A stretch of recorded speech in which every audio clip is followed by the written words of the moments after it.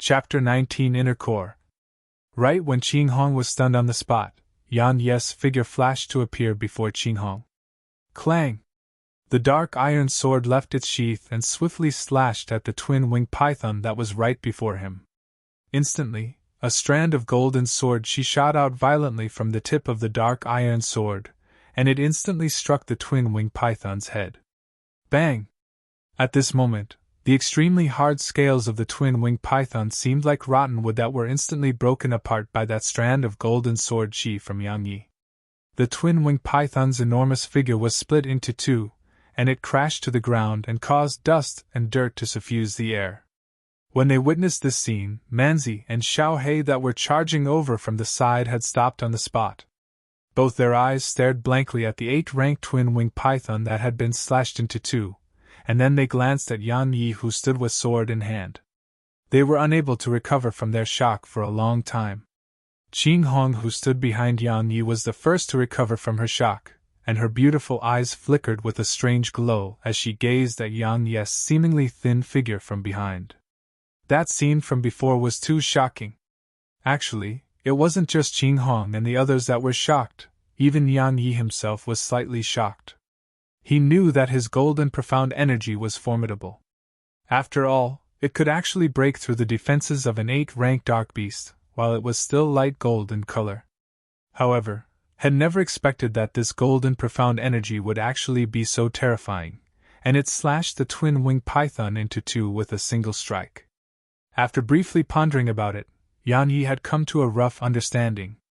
It was undeniable that the might of the profound energy within his body had become even more formidable after it transformed, but it ought to be the contribution of the energy split sword technique that allowed him to split the twin-winged python into two. Otherwise, if he attacked with an ordinary method, then even though he would be able to break through the twin-winged python's defenses, it would definitely not be so terrifying. Brother Yang, you're a disciple of the sword sect, right? Meanwhile, Manzi and Xiao Hei had walked over to Yan Ye's side, and Manzi gazed at Yan Yi as he smiled bitterly and spoke. That scene from before was truly too shocking. All 4 of them who were at the 9th rank of the mortal realm were unable to break through the twin-winged python's defenses, yet this profounder at the 7th rank of the mortal realm standing before them was actually able to split the twin-winged python into two with a single sword strike. Needless to say, this was quite a blow to their confidence. Yan Yi put the dark iron sword away and shook his head before he said indifferently, "I'm not a disciple of the sword sect. Yes, I'm still not considered as one for now." He didn't have much of a good impression of these 2 men before him. Earlier, when he said that he was at the 7th rank of the mortal realm, even though Manzi's attitude wasn't so terrible as Xiao Yuan, the cold attitude he revealed was extremely obvious. Manzi felt slightly embarrassed when he heard Yan Yi's cold and indifferent tone. He knew that Xiao Yuan and his attitudes towards Yan Yi earlier had caused Yan Yi to not have a good impression of him. When he thought up to here, Manzi couldn't help but laugh bitterly because had allowed such an opportunity to become acquainted with an expert to slip him by. Manzi laughed bitterly and sighed before he glanced at the twin-winged python on the ground, and then he said, "Brother Yang, this twin-winged python before him had been killed by Yan Yi, so it ought to belong to Yan Yi. Because they'd only asked Yan Yi to clean up the battlefield for them, and they didn't allow Yan Yi to join their group. So, there was no agreement between them to share their gains equally." When he thought up to here, the regret in Manzi's heart grew even deeper. Yan Yi glanced at the twin-winged python and pondered deeply for a moment before he said, "If there's an inner core, then give it to me, and all of you can have the rest." Yan Yi definitely didn't need money now, and the reason he wanted the inner core was that he was curious and had never seen an inner core in the past. Manzi was delighted in his heart upon hearing Yan Yi. He originally thought that they wouldn't get a share of this twin-winged python, yet had never expected that Yan Yi only wanted the inner core. After all, besides the inner core, the twin-winged python's skin was extremely valuable as well, and it could be considered as a great gain to the 3 of them. After they thanked Yan Yi, Manzi and Xiao Hei hurriedly started to dissect the twin-winged python. Yan Yi paid no attention to Manzi and Xiao Hei, and he turned around to look at Qing Hong instead. He really had quite a good impression of this sexy and likable woman. He walked over slowly to her side, and when he noticed Ching Hong looking at him as if she was looking at a monster, he couldn't help but rub his nose as he said with a smile, "What? What are you looking at me like that for?" Ching Hong withdrew her gaze and shook her head, and then she laughed bitterly and said, "I never imagined that you're actually so strong. It was I who was meddlesome earlier." Ching Hong recalled how she had repeatedly instructed Yang Yi not to leave her side before this, and her beautiful face couldn't help but flush red. "I intended to make a move, but you never allowed me to. So you can't blame me for that." Yang Yi shrugged and smiled. Ching Hong's face flushed even redder when she heard Yang Yi, and she glared at him before she said, "Yes, I was meddlesome." As she spoke, she walked over towards Manzi and Xiao Hei, and she felt slightly aggrieved when she thought about how Yang Yi might be ridiculing her in his heart for overestimating her strength earlier. When he noticed Ching Hong seemed to be slightly angry, Yang Yi hurriedly stood in Ching Hong's path and said in a serious manner, "Big sister Ching Hong, don't be angry. I truly thank you for what you did before this, and I have no intention of ridiculing you. I really took you to be a friend."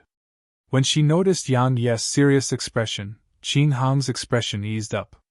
After that, she glanced at Yang Yi, and she blushed when she recalled her behavior from before. She said in her heart, "What's wrong with me?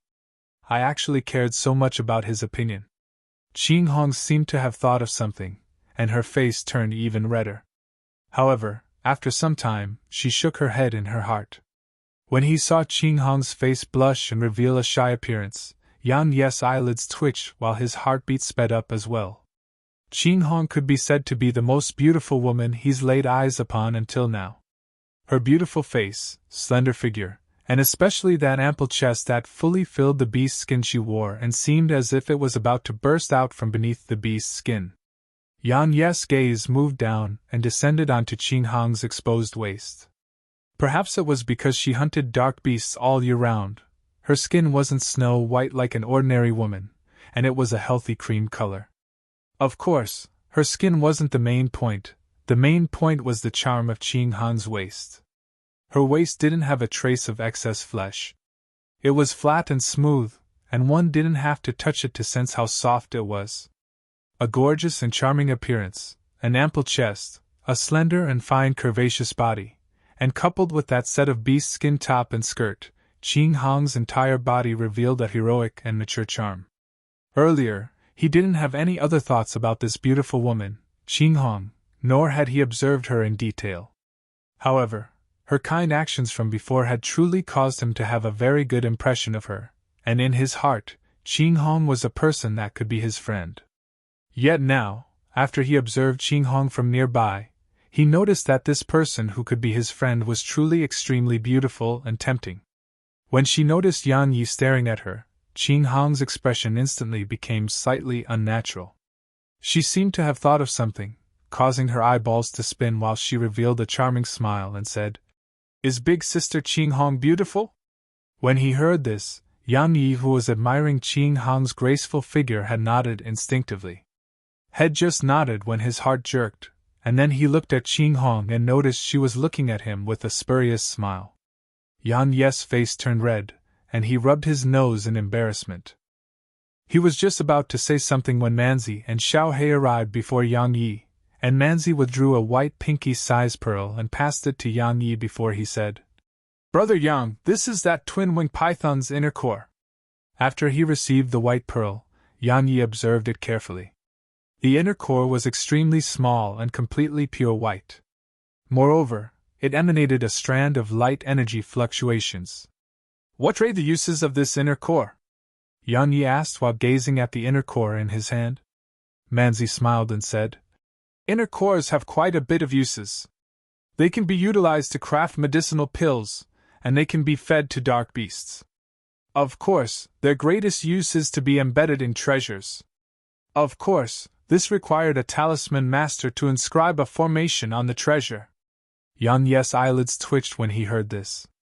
Had never expected that the inner core could be used for that, and he placed it behind the clothes at his chest before he asked, "Right, all of you frequently hunt dark beasts in the Grand Myriad Mountains, so you ought to be comparatively familiar with the area in this grand myriad mountains, right? Manzi nodded and said, We're comparatively familiar with this area of 500 kilometers, but we don't know anything about the area that exceeds this scope. Even some formidable mercenary groups don't dare to go there because the dark beasts there are mostly already beast kings or even stronger. Beast kings. Yan Yes' expression became slightly solemn when he heard this. A beast king was comparable to a first heaven realm expert amongst humans, but its combat strength absolutely surpassed the human expert at the first heaven realm. After staying silent for a while, Yan Yi asked, How long more before we'll leave Snake Forest? Yan Yi had already decided to look for some formidable dark beasts to fight because only battles with such dark beasts would allow his strength to improve, and he urgently required strength now. Manzi raised his head to determine the time, and then he said, We'll only be able to leave Snake Forest tomorrow, and we have to rest a night in Snake Forest today. Rest in Snake Forest?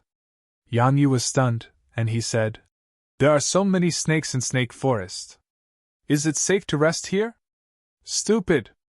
Qing Hong rolled her eyes at Yang Yi and said, The leaves and branches of the trees in Snake Forest are tightly packed together, and even the moonlight wouldn't be able to permeate through at night. It would be even more dangerous to travel blindly in darkness. Yang Yi rubbed his nose in embarrassment when he heard this. It was the first time that had come out to temper himself, and he wasn't as familiar with all of this as they were. However, he was still slightly embarrassed from being called stupid. When she saw Yang Yi's embarrassed appearance, Qing Hong started laughing without restraint. At this moment, Shed perceived that even though Yang Yi's strength was formidable, it was absolutely the first time had come to temper himself. So if strength was disregarded, then Yang Yi was still extremely inexperienced in numerous aspects. Chapter 20 Unexpected Event. Within the pitch-black and dense forest, an indistinct campfire was flickering in a quick and lively manner, and it brought strands of warmth and light to the deathly silent night. A few people saw cross-legged around the campfire. Yan Yi had his back to a large tree, and the branch in his hand frequently jolted towards the fire before him. From the conversations they had before this, Yan Yi had obtained a slightly better understanding of the three of them. All three of them were from a city called Green Mountain City, and it was the city closest to the Sword Sect. Manzi and Qing Hong were actual siblings, and a few generations of their family before them were all mercenaries that relied on hunting dark beasts to provide for their family. As for Xiao Hei, who hadn't spoken all along, it wasn't because he had a cold and indifferent bearing, and it was instead because Xiao Hei was mute. Brother Yang, are you really not a disciple of the Sword Sect? At this moment, Manzi gazed at Yang Yi and asked with slight curiosity. When they heard Manzi, Qing Hong and Xiao Hei gazed at Yang Yi as well. Needlessly to say, that scene from before where Yang Yi slashed the twin-winged python apart with a single strike had truly shocked them. This sort of strength was absolutely not something an ordinary independent cultivator or the disciple of a small clan could attain. When they thought about how they'd asked Yang Yi to clean up the battlefield, their faces could help but burn slightly with embarrassment. I can't be considered to be one for now. Right. Yang Yi stopped prodding the fire with the branch and looked at the three of them before he said, What do all of you intend to do if you encounter that companion of yours, Xiu Yuan, in the future? When they heard this name, all of their expressions became slightly unsightly. Qing Hong grunted coldly while she didn't conceal the disdain on her face at all. She said, This fellow didn't have pure intentions when he joined us. I originally thought that he was just slightly proud, yet I never imagined that he would be so cowardly. He actually abandoned his companions to seek survival. I'll definitely shoot an arrow through his head when I see him again. Yang Yi shook his head and smiled as he gazed at Qing Hong, who was angry. Looks like that Xiu Yuan who fled by himself has really infuriated her. Manzi shook his head and sighed before he said, Forget it, let's just not have anything to do with such a person in the future. Forget it? Qing Hong said with slight anger. Big brother, if it wasn't for Yan Yi, the three of us would have already perished beneath the attacks of the twin-winged python. How could we just forget this? Xiao He revealed a gloomy expression as he casually swung the dagger in his hand through the air, and he used this sort of method to display his displeasure towards Xiao Yuan. As he gazed at the two of them who were angry, Manzi shook his head and sighed before he said, "How could I desire to just forget it? Qing Hong, you're right. If Brother Yang wasn't here when he fled in the midst of battle, then it would absolutely cause us to be annihilated. However, all of you are unaware that his older brother is a general in Green Mountain City. If we deal with him and news of it spreads, then we'll be unable to gain a foothold in Green Mountain City." When they heard this, Qing Hong and Xiao Hei's lips moved, yet they kept silent in the end. One had to at least be a First Heaven Realm expert in order to become a general at Green Mountain City, and such an expert wasn't someone they could go against. After a moment of silence, Qing Hong grunted coldly and said, "We can't let it go just like that. After we return to Green Mountain City, we'll spread the news of him abandoning his companions. Let's see who'll allow him to join their group." Manzi and Xiao He nodded when they heard this. If they didn't do anything at all, then they themselves would feel slightly aggrieved in their hearts.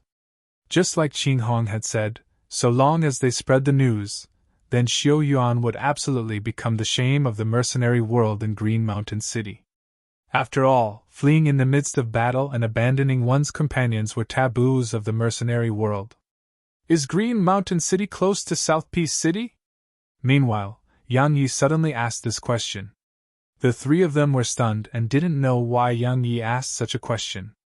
Manzi smiled and said, "Even though we've never gone to South Peace City, it should be close. Because we've sometimes encountered mercenaries from South Peace City that came to the Grand Myriad Mountains to hunt dark beasts." When he spoke up to hear and glanced at Yang Yi before he said, "Could it be that Brother Yang is from South Peace City?" Yang Yi nodded, and then he glanced at them while seeming to be lost in thought. When they noticed Yang Yi didn't feel like talking about it, the three of them were very sensible and didn't continue asking about it. After a short period of silence, Manzi seemed to feel as if something was off, and he stood up and glanced at the surroundings. The surroundings were completely pitch black and deathly silence. He frowned and thought for a moment before he said to Xiao He, who sat silently at the side, "Xiao He, let's sprinkle some Beast King droppings around us. It's too quiet, and something doesn't seem right." Xiao He nodded when he heard this, and then the two of them walked towards the distance. Yang Yi was thinking about something when Qing Hong suddenly sat by his side. As she looked at Yang Yi, a wisp of an unusual glow flashed past Qing Hong's beautiful eyes. Yang Yi's face was slightly thin, his features were clear, and he had elegant black hair. Even though he couldn't be called a pretty boy, but he was handsome as well. Of course, the key was Yang Yi's strength. Even though he was only a profounder at the 7th rank of the mortal realm, his strength could be described as terrifying. She had a slightly good impression of Yang Yi because Yang Yi's gaze wasn't so invasive like the gazes of others towards her. So, Shed looked after Yang Yi all along the way. But when she saw Yang Yi stand in front of her like a god of battle and split the twin-winged python into two with a single strike, she knew that she had a trace of an unusual feeling towards this young man from that moment onwards. In the Southern Territory, the strong were always attractive. When he sensed the gaze of the beautiful woman by his side, Yang Yi turned his head to look at Qing Hong before he said, "What is it? Is there something on my face?" Qing Hong hurriedly withdrew her gaze while her face blushed slightly. Fortunately, it was deep into the night, so it was impossible to see clearly. After a short moment of silence, Qing Hong looked once more at Yang Yi and said, "Little brother, since your strength was so formidable, why didn't you resist when we asked you to clean up the battlefield or when Xiao Yuan ridiculed you repeatedly?" Yang Yi smiled and said, "It's better to keep a low profile. It's fine if one's strength is extraordinarily formidable, but if it's strength like me, then there are at least countless people with strengths that are more formidable than me within the Grand Myriad Mountains. If I keep a high profile, then I would be truly courting death." A year of living as a labored disciple allowed him to understand many principles. If one kept a high profile while not possessing any strength, then one would truly be courting death. Just like managers Su and Du Xiu, if they kept a comparatively low profile on the labor peak, then they probably wouldn't have faced such consequences. A wisp of surprise flashed past Qin Hong's eyes. Living as a mercenary all year round allowed her to witness all sorts of geniuses, and almost all those strong geniuses were extremely arrogant, and seemed as if they were deeply afraid that others wouldn't know of their strengths. On the other hand, this young man before her didn't have the arrogance of those geniuses at all, and he knew how to keep a low profile instead. This sort of mentality and maturity caused her to truly be slightly surprised. After engaging in small talk for a while, all the others besides Manzi had gone to rest. Even though the droppings of Beast Kings had been sprinkled in the surroundings, Manzi and the others didn't dare be careless at all. So, they took turns to stand on guard. Deep in the night, the dense forest was covered in pitch-black darkness. Within this pitch-black and deathly silent forest, the campfire in front of Yang Yi was like a ghastly flame that seemed gloomy and slightly terrifying. Suddenly, a hiss resounded in the originally silent forest. It was only a single hiss at the beginning, but it seemed like over 100 in a short moment, and in a short moment later, it seemed like the entire forest was filled with hissing. Yan Yi and the others had awoken when the first hiss had resounded, and Yan Yi was just about to stand up when Qin Hong, who lay by his side, had placed her hands on his hand before lightly shaking her head to him. When he noticed the serious expression Qin Hong had, Yan Yi looked towards Manzi and Xiao He, who similarly had serious expressions, and when he saw them shake their heads towards him as well, he knew that he couldn't move at this moment. He immediately nodded slightly, and then stayed on the spot and silently watched the situation develop. For a time, the four of them were like statues. The hissing didn't end. Conversely, they grew more and more in number, and by relying on the weak illumination of the campfire, the few of them were able to notice numerous things wriggling about in the surroundings. Fortunately, the Beast King dropping were sprinkled in the surroundings, so those wriggling things didn't crawl towards them, and they wriggled around outside the ring of Beast King droppings.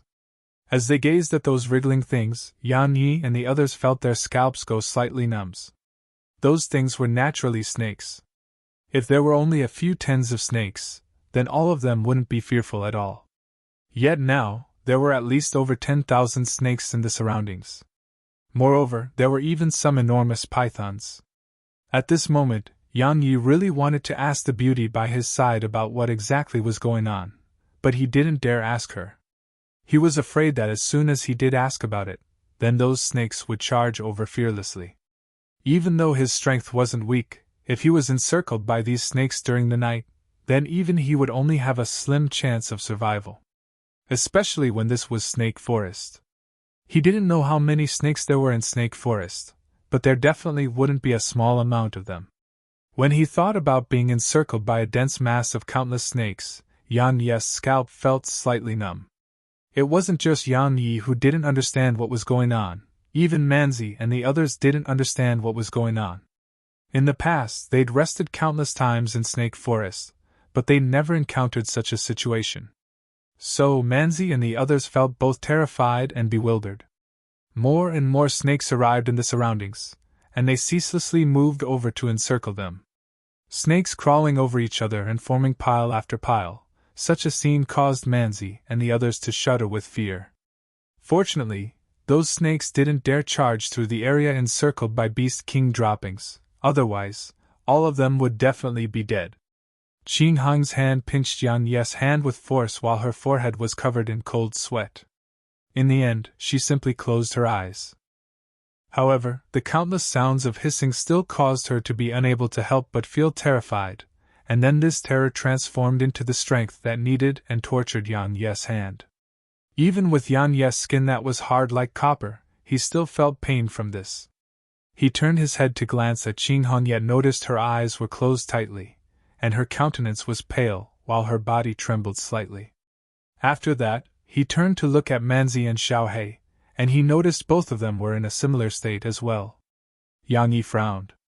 He knew that if this continued, then they would definitely go mad from the pressure they experienced under such a situation. Moreover, it was fine while they stayed still now. But once they moved, then those snakes in the surroundings would definitely surge fearlessly at them like tide water. At that time, all of them would definitely be unable to escape death. Calm down, calm down. When he thought about the scene of them being encircled and attacked by a myriad of snakes, Yan Yi forced himself to calm down. He knew that such a situation had definitely not occurred in the past, otherwise, they would definitely not choose to rest in Snake Forest. So, even though it hadn't occurred in the past, it had occurred now, and the reason ought to be because they'd offended these snakes. We offended these snakes? When he thought up to here, Yan Yi's brows knit together tightly, and he made great efforts to think of the reason. Swoosh! Swoosh! Right at this moment, those snakes had finally disregarded the Beast King droppings, and they charged wave after wave towards Yan Yi and the others. Chapter 21. It was Yan Yi's fault. Besides Yan Yi, the countenance of all the other three of them had turned ghastly pale upon noticing the snakes charging over. Especially Qing Hong, her figure directly fell weakly by Yan Yi's side. As for Manzi and Xiao Hei, they weren't any better, and their entire bodies felt weak and didn't even have the strength to flee. If it was at an ordinary time, then with their mental strength, they would definitely not be so terrified even if they were facing a few tens of thousands of snakes. However, after the oppression of the heavy pressure during that period of time from before, their nerves and minds couldn't bear such heavy strain any longer.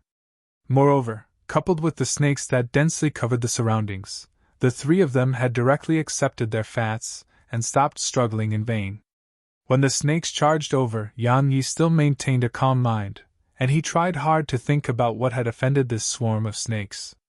Yan Yi suddenly stood up when the snakes were only over 10 m away from them, and he withdrew the twin-winged python's inner core from behind the clothes at his chest before forcefully tossing it away. At the same time, his wrist spun as his sword appeared in his hand. As he watched the inner core fall into the darkness in the distance, the profound energy within his entire body surged. He wouldn't resign himself to death, yet he was clearly aware that if his guess was wrong, then he would probably die. Fortunately, he was right. When that inner core entered into the darkness in the distance, the snakes that were originally surging towards them had instantly stopped on the spot, and then they surged like tidewater towards the direction the inner core vanished at. At this moment, Yan Yi felt a slight lingering fear in his heart. The scene of that dense swarm of snakes wriggling about was an extremely magnificent sight, and they seemed as if they were boundless. Wave after wave surged towards the inner core, and such a magnificent sight had continued for almost over 2 hours before all of them vanished. Yan Yi instantly heaved a long sigh of relief when he saw all the snakes in the surroundings had vanished. Even with how brave he was still slightly terrified when gazing at such a magnificent sight. Not to mention him, even a King Realm expert that could fly would definitely perish when facing the encirclement of so many snakes. Under the circumstances where one's opponent didn't possess absolute strength, then numbers were superior. Yan Yi lowered his head to look at the three of them who had fainted on the ground, and he shook his head. Even though that situation from before was a hopeless situation, their display was truly a bit too horrible. Had heard that the Sword Sect's outer court exam contained a test on one's mental state, and based on their display, the three of them would absolutely not conform to the requirements. After he woke them up, the three of them shot their gazes towards the surroundings, and when they noticed there weren't any snakes in the surroundings, they instantly sat up and wiped the cold sweat on their foreheads. In the path towards the martial Tao, one's mental state and disposition are especially important. Your behaviors from before were truly too inferior. Yan Yi felt that there was a need to warn them. Because no matter what, all of them were companions that had gone through thick and thin. If he was able to allow their mental states to improve, then it would be a good thing. Their faces instantly revealed slight embarrassment when they heard Yan Yi. There was no need for Yan Yi to say anything because they themselves knew that they'd really embarrassed themselves just now. Even though the swarm of snakes was terrifying, as profounder, directly losing their ability to do battle was truly too cowardly. When he noticed their embarrassed expressions, Yan Yi continued, "I'm not ridiculing all of you. All of you must realize that as a profounder, if you don't have the courage to seek survival in a hopeless situation, then how far can you go on your path towards the martial Tao? Just like what happened moments before. That was a hopeless situation, But all of you shouldn't give up. Even if you die, you shouldn't give up. If you don't give up, then you'll still have a trace of hope. But if you give up, then you wouldn't have any chance. Not to mention the path towards the martial Tao, you wouldn't even have your lives any longer. These were words that came from Yang Ye's heart. Since he was young, difficulties had followed closely behind him like cancer. However, he hadn't given up, and no matter what he did, had never given up. Even if he was reduced to a labor disciple of the sword sect and fell from heaven right to hell, he still didn't give up, and it was precisely this mentality of never giving up that allowed him to survive until now. When they heard Yang Yi, Manzi and Xiao Hei took a deep breath before they stood up and bowed to Yang Yi. Manzi said in a serious tone, "Thank you. Now I understand why our strengths are so inferior. Even though it's related to natural talent and cultivation resources, but it's mostly because of ourselves instead. Our will isn't firm, and we give up as soon as we encounter difficulty. We deserve to be forever unable to stand above others." Manzi was speaking from the heart. Especially when he recalled the scenes of the past, it allowed him to further confirm his own problems. In the past, he and Xiao Hei. No, it should be said that numerous people amongst the mercenaries thought that if they were given cultivation resources, then they would absolutely not be weaker than the disciples of sects and elites of the empire. However, when he thought about it now, this way of thinking was truly laughable. Not to mention anyone else, just Yang Yi who stood before him had a cultivation that was lower to his own, yet Yang Yi's strength and mental state wasn't something he could compare to at all. Qing Hong glanced at Yang Yi, and then she lowered her head. She had similar thoughts as well before this, and that was that if she was a disciple of a sect, then her strength would absolutely not be weaker than Yang Yi. But just moments ago, their respective displays within the hopeless situation from before allowed her to understand the distance between the two of them, and it wasn't just a gap of strength. When he noticed the three of them were slightly dejected, Yang Yi consoled. "I'm not trying to discourage all of you, and I'm just reminding all of you. What all of you need to do now is to understand your mistakes and face them courageously, not become dejected as you're now. In any case, all of you are only a little over 20 years old, and you still have a chance to enter the first heaven realm." Manzi laughed bitterly and said, "Without a fortuitous encounter, we'll probably have no hope to enter the first heaven realm for our entire lifetimes." When he heard this, Yang Yi didn't say anything because some things couldn't be changed by a few words from him. Every single person had their own path in life, and they just had to walk properly on their own path. Meanwhile, Qing Hong looked at Yang Yi and asked, "Right, why did those snakes act in that way?"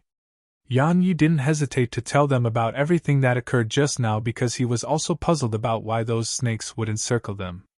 When she heard Yang Yi had thrown the inner core away, Qing Hong frowned and asked, You placed the inner core behind your clothes and not within a spatial ring?" When they heard Qing Hong, Manzi and Xiao Hei looked at Yang Yi as well. Even though he felt something was wrong, Yang Yi still nodded under their gaze. When they saw Yang Yi nod, the three of them instantly revealed strange expressions. Qing Hong slapped her forehead and rolled her eyes at Yang Yi before she said, "Little brother, do you know how extremely attractive inner cores are to dark beasts? Inner cores of their own kind are capable of allowing them to advance in cultivation. In the beginning, I thought you placed the inner core into a spatial ring, but I never expected that you placed it behind your clothes." When he heard this, Yang Yi habitually rubbed his nose and glanced at the three of them before he said in a light voice, "So, in this way, it was I who drew those snakes over?" The three of them nodded forcefully. Yang Yi was slightly embarrassed as it was his own fault in the end. When he thought up to here, Yang Yi hurriedly apologized because no matter what, it was his mistake that caused them to almost be eaten by those snakes. So, he had to apologize. When they heard Yang Yi apologize, the three of them felt slightly embarrassed instead. Even though it was Yang Yi's mistake, had saved their lives in the end. Moreover, it was unintentional this time. So, now that Yang Yi had apologized, the depressed feelings in their hearts had instantly vanished. Once the ill feelings between them were resolved, they started chatting freely once more. This time, the three of them taught Yang Yi about all the experiences they possessed as mercenaries. For example, what he shouldn't do and what he had to do. Under their guidance, Yang Yi didn't just obtain great gains, he even felt extremely fortunate to have become companions with them. Tempering himself required battles of life and death and ceaseless breakthroughs while in danger. This was Yang Yi's original way of thinking, and it wasn't wrong. However, only now did Yang Yi realize that this matter wasn't as simple as had imagined. To put it in a simpler manner, if one didn't sprinkle Beast King droppings before resting in the Snake Forest, then even if it was a First Heaven Realm expert that was resting here, the consequences would still be horrible. Because once one entered into battle within the pitch-black Snake Forest, the battle would absolutely draw over a swarm of countless snakes. Under such circumstances, even a First Heaven Realm would definitely perish. Moreover, there were numerous methods of survival in the Grand Myriad Mountains, and these methods had been summarized through the lives of countless mercenaries. Yang Yi committed all of these methods to memory in a serious manner because even though he had come to temper himself, he didn't want to court death for no reason. It was fine to have a battle with a king of snakes, but if he had to fight a few tens of thousands of snakes, then he wasn't gaining experience and tempering but courting death instead. After the trouble caused by that swarm of snakes, all of them didn't rest and chatted until daybreak instead. After dawn arrived, all of them made slight preparations before continuing on their way. Chapter 22 Explosive Increase of Strength. After walking for around 6 hours of time, the illumination within the forest grew brighter and brighter. Perhaps it was because of that inner core from last night, but they weren't attacked by any of the venomous snakes within Snake Forest. However, even if it was like that, Yang Yi hadn't let his guard down because he knew that caution was paramount, and it was best to not be careless in the Grand Myriad Mountains. When they walked out of Snake Forest, Manzi and the others immediately heaved sighs of relief. The horrifying scene from last night had caused them to feel deep fear towards Snake Forest, and they could finally heave sighs of relief when they walked out of it now. Swish! Right at this moment, the sound of air being torn apart resounded. Right when this sound had just arisen, Yang Yi, who was originally by Qing Hong's side, frowned, and at the same time, his figure vanished on the spot and appeared before Manzi before he smashed his fist out. Bang! An ink-black colored iron arrow shattered into countless pieces. As they gazed at the iron arrow that had shattered into countless pieces, all four of their expressions had changed greatly. Especially Manzi. At the same time that he was furious in his heart, he felt deep fear because if it wasn't for Yang Yi, then he would be heavily injured even if he was able to survive it. Manzi and the others' reaction wasn't slow at all, and they swiftly withdrew their weapons before gazing vigilantly towards the surroundings. On the other hand, Yang Yi's expression was gloomy. Even though he'd heard from Manzi and the others last night that mercenaries frequently robbed and killed others, had ever expected that it would happen to him so quickly. Clap! Clap! Along with the sound of clapping, a middle-aged and bald man leaped down from an enormous tree over 30 m away. There were another 3 men and 1 woman by his side. The woman held an inky green-colored longbow in her hand, and she was the only archer. Obviously, that black iron arrow from before had been shot by this woman. Of course, the most surprising member amongst the 5 of them was that man on the right of that woman. That man was none other than Xiao Yuan, who'd abandoned his companions yesterday. The expressions of Manzi and the others became extremely heavy when they saw these people make an appearance. Obviously, they recognized this mercenary group. As she watched the 5 of them walk over, Qing Hong walked over to Yang Yi's side and said in a low voice, "They're the Wolfhead mercenary group, and they frequently attack and plunder weak mercenary groups in Grand Myriad Mountains. Their leader is called Baldi Chang, and he's a peak 9th rank mortal realm expert who's said to be halfway into the First Heaven Realm. The slightly chubby men at his side were a pair of brothers, and they were called Big Bear and Small Bear. Both of them are 9th rank mortal realm experts as well, and they're slightly stronger than Xiao Hei and me. As for that woman, she's Hong Yi, and she's a peak 9th rank mortal realm expert as well. Moreover, her skill in archery is much better than my own. When she saw Xiao Yuan, Qing Hong knew that they'd come with ill intent and would absolutely not let even one of them go. So, Qing Hong hurriedly gave Yang Yi information about them because only Yang Yi could go against Baldi Chang. Yang Yi frowned when he heard Qing Hong, and he silently calculated the difference in strength between their groups. After calculating for a while, Yang Yi's brows knit together even more tightly because he noticed that they utterly had no choice of winning under ordinary circumstances.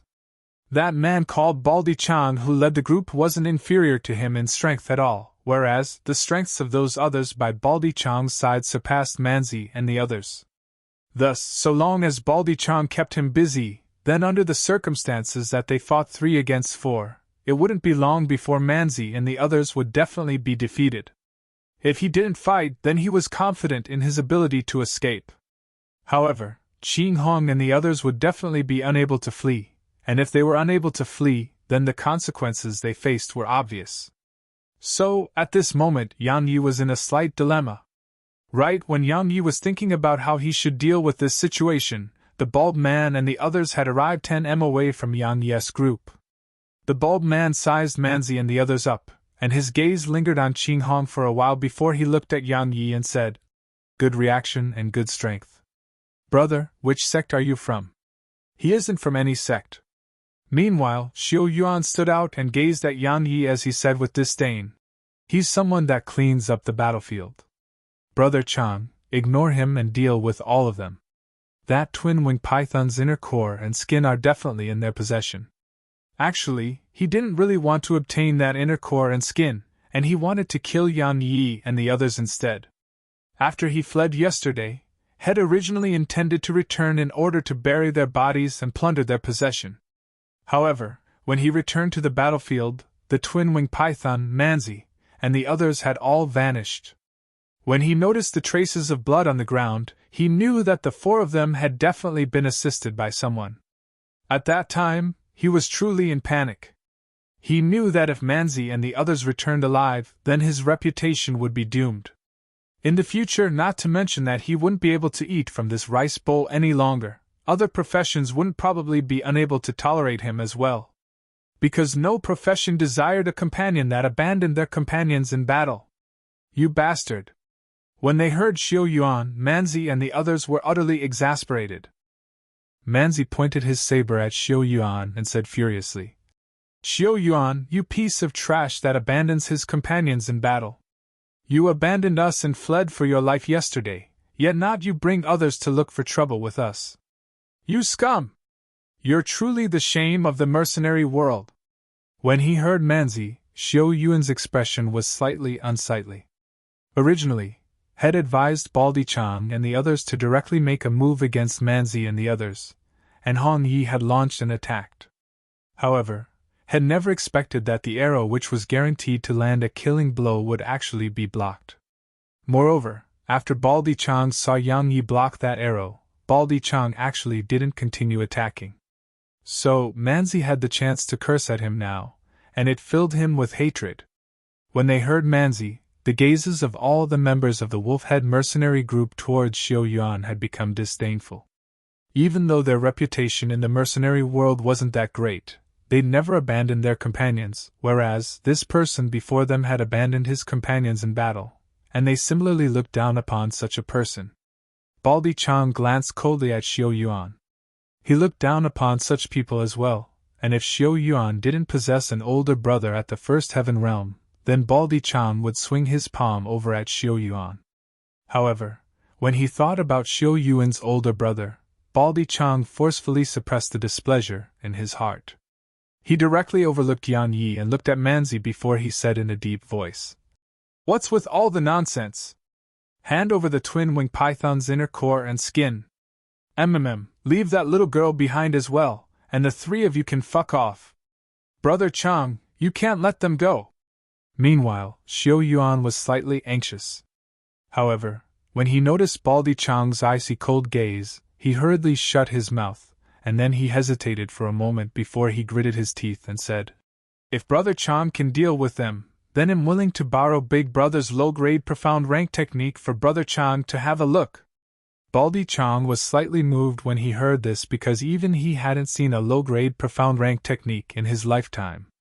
After hesitating for a moment, he looked at Yan Yi and the others before a wisp of a cold glow flashed in his eyes, and he said, "Since all of you are unwilling to do as I said, then don't blame me for showing no mercy. Attack!" As soon as he finished speaking, he flipped his wrist, and a large saber appeared in his hand. After that, his figure flashed, and his saber chopped down at Manzi, who was in the lead. At this moment, the strength of their mercenary group was revealed. At the instant Baldy Chong made a move, the two men and a woman around him had found their own opponents with extreme tacit understanding amongst each other. Especially that woman, she was the first to release an arrow towards Qing Hong, who was similarly an archer. On the other hand, Manzi and the others hadn't reacted to this sudden change of events at all. Especially Qing Hong, she had only returned to her senses when the iron arrow had arrived before her, and then she dodged to the side. However, she had already lost the initiative, causing her to suffer successive shots from Hong Yi. Right when Baldy Chong charged at Manzi, Yan Yi, who originally stood silently by Manzi's side, had moved. A sword that was suffused with a light golden glow had suddenly appeared in his hand, and then it slashed down like a bolt of lightning towards Baldy Chong. It was so swift that it shocked everyone present in the surroundings. Especially Baldy Chong, who was the target of that bolt of lightning. He was even horrified. Never had he imagined that the originally inconspicuous Yang Yi would actually possess such strength and speed. Earlier, when Yang Yi had blasted that arrow into pieces with a single punch, had indeed been slightly surprised. However, when he noticed Yang Yi's age and had what Xiao Yuan had said, had completely disregarded Yang Yi. He felt that it was definitely Hong Yi who hadn't utilized her full strength earlier. And even if Yan Yi didn't make a move, that fellow called Manzi would be able to avoid it. However, at this moment, he knew that this was of thinking was mistaken. Suddenly, Baldy Chong withdrew his saber and utilized it to block before him. Clang! The sword in Yan Yi's hand that was covered in a golden glow struck on Baldy Chong's saber, and the saber instantly shattered into pieces, whereas Yan Yi's sword didn't lose any momentum and directly penetrated through Baldy Chong's stomach. What formidable strength! Baldy Chong wasn't able to finish speaking before his body was directly chopped into two, and his internal organs and blood sprayed all over the ground. Yan Yi paid no further attention to Baldy Chong that had been split into two, and he didn't slow down at all before arriving before Big Bear and Small Bear that were still stunned. Under Xiao Yuan's astounded gaze, his sword carried a string of golden afterimages as it flashed past Big Bear's neck, and then a head fell to the ground. Yan Yi's speed didn't reduce at all as he arrived before Small Bear next. After Baldy Chong and Big Bear had died, Small Bear had finally recovered from his shock, and he was astounded in his heart as he raised his saber instinctively to block Yan Yi's attack. However, just like what happened to Baldy Chong earlier, his saber had instantly shattered when the sword and saber collided, and then another head fell to the ground. In the blink of an eye, Yan Yi had dealt with 3 9th-rank Mortal Realm expert, and this time, Yan Yi didn't continue attacking. Because only Xiao Yuan remained amongst his opponents. When he made a move to kill Baldy Chong, that woman called Hong Yi had put her bow away before turning around and entering the dense forest, and Shed fled so swiftly that it surprised him. As they gazed at the 3 corpses on the ground, Manzi and the others were utterly stunned on the spot. My God! They were at the peak of the 9th rank of the mortal realm. However, they didn't even have the strength to resist before Yan Yi's sword. Had he concealed his strength before this? Is Yan Yi a first heaven realm expert? A string of questions ceaselessly flashed through Manzi and the others' minds. Chapter 23 Bright Moon Sect. Yan Yi wasn't a first heaven realm expert, that was something that was beyond all doubt. The reason had suddenly become strong was that Baldy Chong had walked over to him, and had secretly slapped on a high-grade strength talisman on himself. Under the boost from the high-grade strength talisman and his golden profound energy, his strength had instantly risen by countless times. Moreover, Baldy Chong and the others had underestimated him, and it allowed him to launch a surprise attack successfully. Otherwise, with his normal strength, it ought to be possible to defeat Baldy Chang, yet it was absolutely impossible to instantly annihilate Baldy Chang. Yan Yi casually swung his sword before gazing at Xiao Yuan, who had a ghastly pale countenance, and was trembling slightly. Right when he intended to deal with this piece of trash, Xiao Yuan suddenly said, Yang Yi, you can't kill me. My big brother is a first heaven realm expert. If you kill me, then hell definitely not let you go. Idiot! You're still trying to threaten me at a time like this? Yan Yi cursed in his heart. With a swift charge, his sword left behind a string of afterimages as it arrived before Xiao Yuan. Xiao Yuan was astounded in his heart, and he raised the sword in his hand to block instinctively. Clang! The Xiao Yuan sword broke into two before Yan Yi's sword pierced through his chest. After he put his sword away, Yan Yi turned around and looked towards Snake Forest before he said in an indifferent tone, Could it be that you intend to play the part of the Oriole? 1. When they heard Yang Yi, Manzi and the others were shocked in their hearts. There are more people in the surroundings? The three of them suppressed the shock in their hearts, and walked over to Yang Yi's side while their faces were covered in vigilant expression. What a formidable divine sense!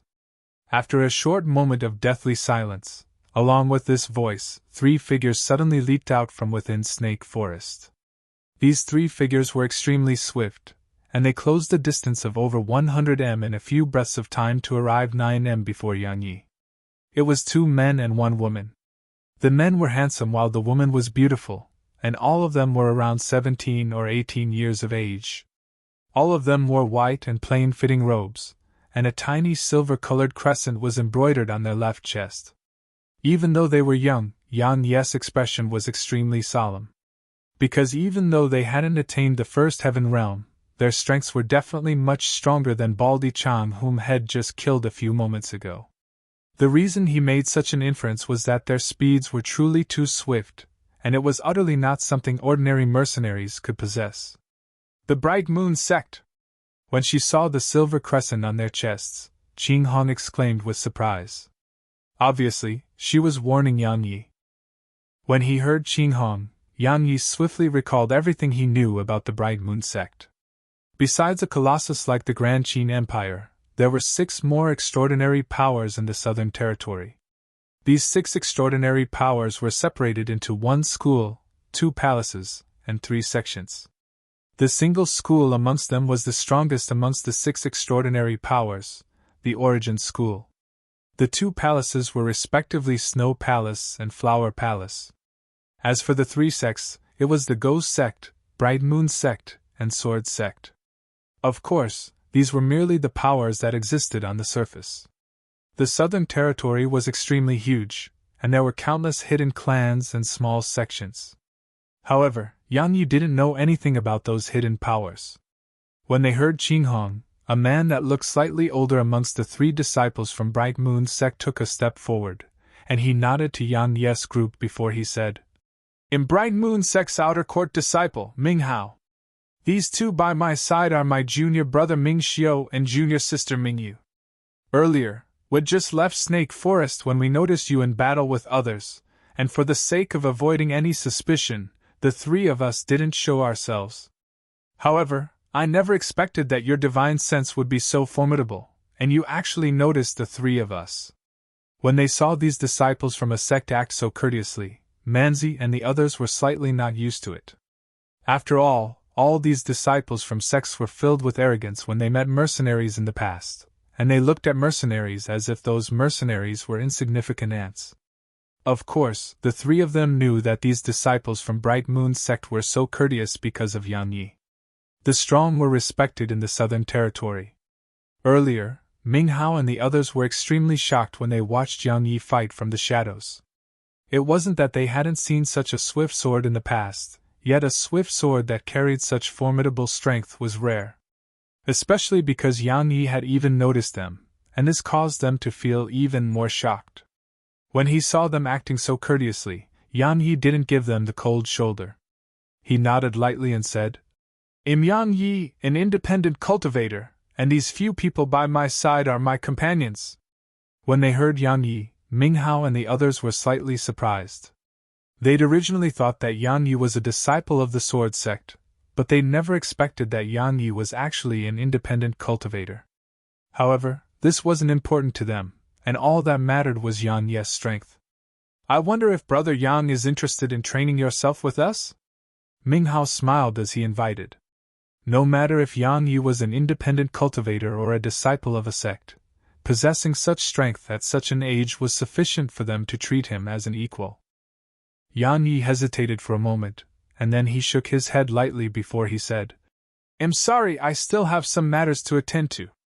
Yang Yi had left the sect to place himself in life and death battles, and he possessed huge secrets. So, he truly wasn't willing to allow others to know about it. Ming Hao wasn't infuriated by Yang Yi's refusal because he didn't carry much hope in the first place. He immediately said with a smile, Since it's like that, then we'll train with Brother Yang if we have a chance in the future. We'll be taking our leave first. As soon as he finished speaking, their figures flashed and vanished into the distance. Yang Yi was truly a bit surprised by their attitudes. As far as he was concerned, disciples of sects ought to be arrogant, domineering, and haughty people. However, those three people from Bright Moon's sect didn't show any signs of this at all, and they didn't even show the slightest bit of arrogance. This felt slightly unexpected to him. Actually, it was still because Yang Yi was too inexperienced. There were numerous arrogant and domineering disciples from sects, yet they were mostly brainless. Those that were able to become disciples of sects mostly possessed good natural talents and disposition. Moreover, most of them were extremely intelligent, and they deeply understood that instead of adding another enemy to the list, it was better to have another friend instead. Brother Yang, what should we do with them? Meanwhile, Manzi glanced at the corpses in the surroundings and asked. Yang Yi glanced at them as well before he said with a smile, We definitely have to gather their belongings first. Manzi and the others instantly started laughing when they heard this. After some brief searching, Yang Yi obtained a few valuable things. They were respectively a small-scale spatial ring, a mid-grade yellow rank saber, 2 low-grade yellow rank daggers, and over 10,000 gold coins. However, Yang Yi didn't attach much importance to these things. It couldn't be helped, the requirements of he who was already a grade 1 talisman master had become higher because of this accomplishment. As he looked at the spatial ring in his hand, Yang Yi was slightly disappointed. Because compared to the spatial ring he possessed, it was too much more inferior, but it was better than nothing. After he wore the spatial ring, Yang Yi glanced at the 3 yellow rank weapons within it before glancing at Manzi and the others. He hesitated for a moment before his wrist flipped, and the 3 weapons appeared in his hand. He passed the weapons in his hand to Manzi and the others before he said, These weapons are useless to me, so all of you can have them. Manzi was first stunned, and then he hurriedly shook his hand and said, Brother Yang has saved our lives on more than one occasion, and those 3 people were killed by you. We didn't contribute at all, so how could we take that from you? Qing Hong said from the side as well. Keep those things. Even though we're really tempted, we have our own principles, and if we took those things from you, then we would look down on ourselves. Yang Yi smiled and said, I'm not giving them to all of you for free. I heard all of you say last night that besides hunting and killing dark beasts, mercenaries are for hire as well, right? He was most worried about his younger sister and mother now. Even though Elder Qian had warned the Lu clan, Elder Qian couldn't be at South Peace City all the time after all. If the Lu clan played tricks in order to deal with his younger sister and mother, then they would definitely be in danger. So, he intended to hire these 3 people before him to protect his younger sister and mother in South Peace City, and had this thought since last night.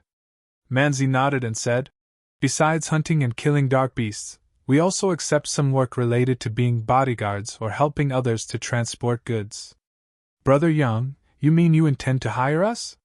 Yang Yi glanced at Xiao Yuan's corpse on the ground and said, Xiao Yuan was killed by me. However, if all of you return to Green Hornet City, then his older brother would definitely not let all of you go. If you're willing, then I want all of you to protect my younger sister and mother at South Peace City. As for the time period, well, make it half a year. What do you think? The three of them were moved when they heard this. Just as Yang Yi had said, once Xiu Yuan died, they would definitely be in danger if they returned to Green Hornet City. Even though the laws were strict in Grand Qin Empire, and Xiu Yuan's older brother probably wouldn't dare to make a move against them while they were within Green Hornet City, what about outside the city? Moreover, they were unable to continue hunting and killing dark beasts now because there were only 3 of them after all. When they thought up to here, Manzi glanced at Qing Hong and Xiao Hei, and when he saw them nod, he immediately said, "Brother Yang, we're willing to accept your request." When he heard them agree, Yang Yi passed the 3 weapons in his hand to them, and then he withdrew 10,000 gold coins and passed it to them as well. When he noticed Manzi intended to refuse the gold coins, he said immediately, "Not all of these gold coins are for the 3 of you. 5,000 gold coins are your compensation, and I need you to pass the other 5,000 to my younger sister and mother." When he heard this, Manzi hesitated for a moment before he nodded.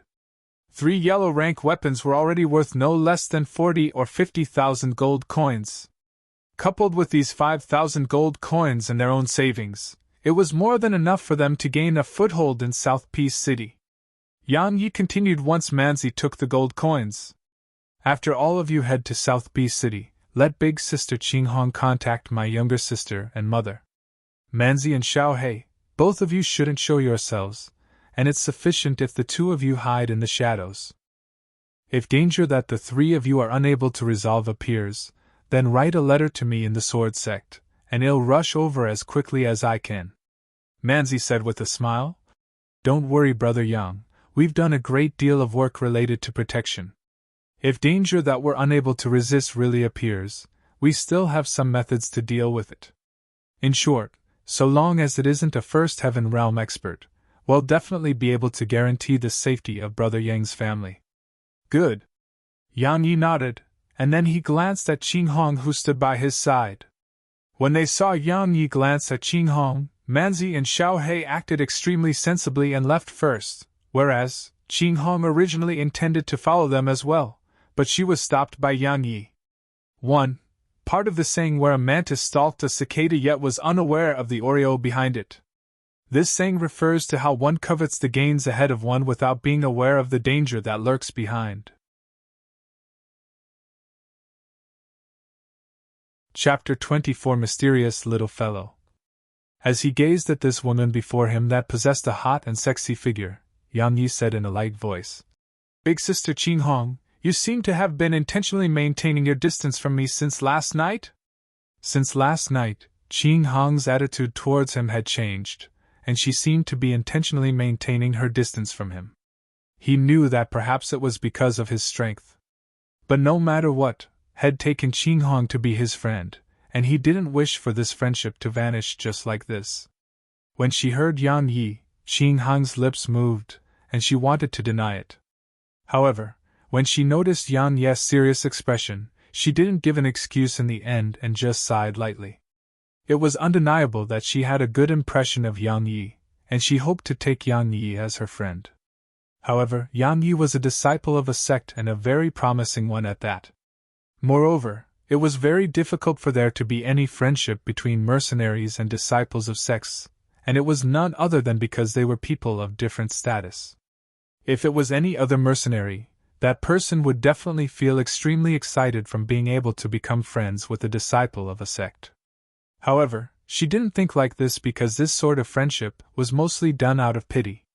When he saw Qing Hong remain silent, Yang Yi continued, "Big sister Qing Hong, I don't know why you've been intentionally keeping your distance from me. However, I want to tell you that I've really taken you to be my friend." "Why?" asked Qing Hong. "I'm only an ordinary mercenary," Yang Yi said with a smile. "I treat others how they treat me. When we entered Snake Forest and while I was hiding my strength, you didn't look down upon me or keep your distance from me as the others had. Conversely, you protected and cared for me at all times. From that moment onwards, I'd taken you to be my friend. If I knew you were so strong, then I wouldn't have poked my nose into your business." Qing Hong rolled her eyes at Yang Yi while she revealed a smile because she was able to sense that Yang Yi had spoken sincerely. Yang Yi smiled and said with a serious expression, Big Sister Qinghong, I think that friendship isn't something that requires strength, money, or other things. So some of your thoughts are really bad. Qinghong wanted to refute him, yet her face suddenly turned red. Because when she heard Yang Yi say some of your thoughts, it made her think of something. She had intentionally kept her distance from Yang Yi not because she was unable to become friends with him, but because, when she thought of some things, her face turned even redder. When he noticed Qinghong's face suddenly become red, Yang Yi was slightly baffled. I didn't say anything that exceeded what was proper. Why has this bold and straightforward woman's face turned red? When she noticed Yang Yi staring at her, Qinghong suppressed the embarrassing thoughts in her heart before glaring fiercely at Yang Yi, and she said, What are you looking at? Wow! Yang Yi was completely speechless. He really wanted to say that she was incomprehensible, yet he restrained himself in the end. Presently, Qinghong seemed to have stopped intentionally keeping her distance from him. So if he were to say that to her, then he would probably be unable to avoid being cursed at. With a flip of his wrist, a strength talisman appeared in Yan Ye's hand, and he passed it to Qinghong before he said, Big Sister Qinghong, this is for you. I'll see you next time. As soon as he finished speaking, he didn't stay here any longer and flashed towards the distance. As she watched Yang Ye's figure vanish, Qinghong said to herself, How embarrassing! He's only 16 or 17 years old, how could I possibly have had such thoughts? When she noticed the talisman with a golden flame on it, Qinghong's figure instantly froze, and her hands couldn't help but tremble. After a long time, Qinghong hurriedly placed that talisman behind the clothes at her chest, and then she raised her head to gaze at where Yang Yi had vanished into the distance. She seemed to be dazed as she muttered in a low voice. A high-grade strength talisman. How could this be possible? Yang Yi dashed madly all along the way, and he ceaselessly flashed amidst the thick forest like a nimble monkey. During this period of time, had encountered some unknown dark beasts. However, he didn't make a move against them because the grades of those dark beasts were too low, and he intended to head to Nether Wolf Gorge to search for those formidable nether wolves. After dashing madly for a few hours, Yang Yi finally stopped, and then he leaped up a large tree at the side before staring towards the distance. In the distance, the mountain range towered into the clouds and continued without end. It was impossible for him to see the end of it. As he gazed at the boundless mountain range, Yang Ye's expression was heavy as he said in a low voice, According to legend, there's an enormous dark beast empire at the central area of the Grand Myriad Mountains. I wonder if it's true. If I have the chance in the future, I definitely must have a look.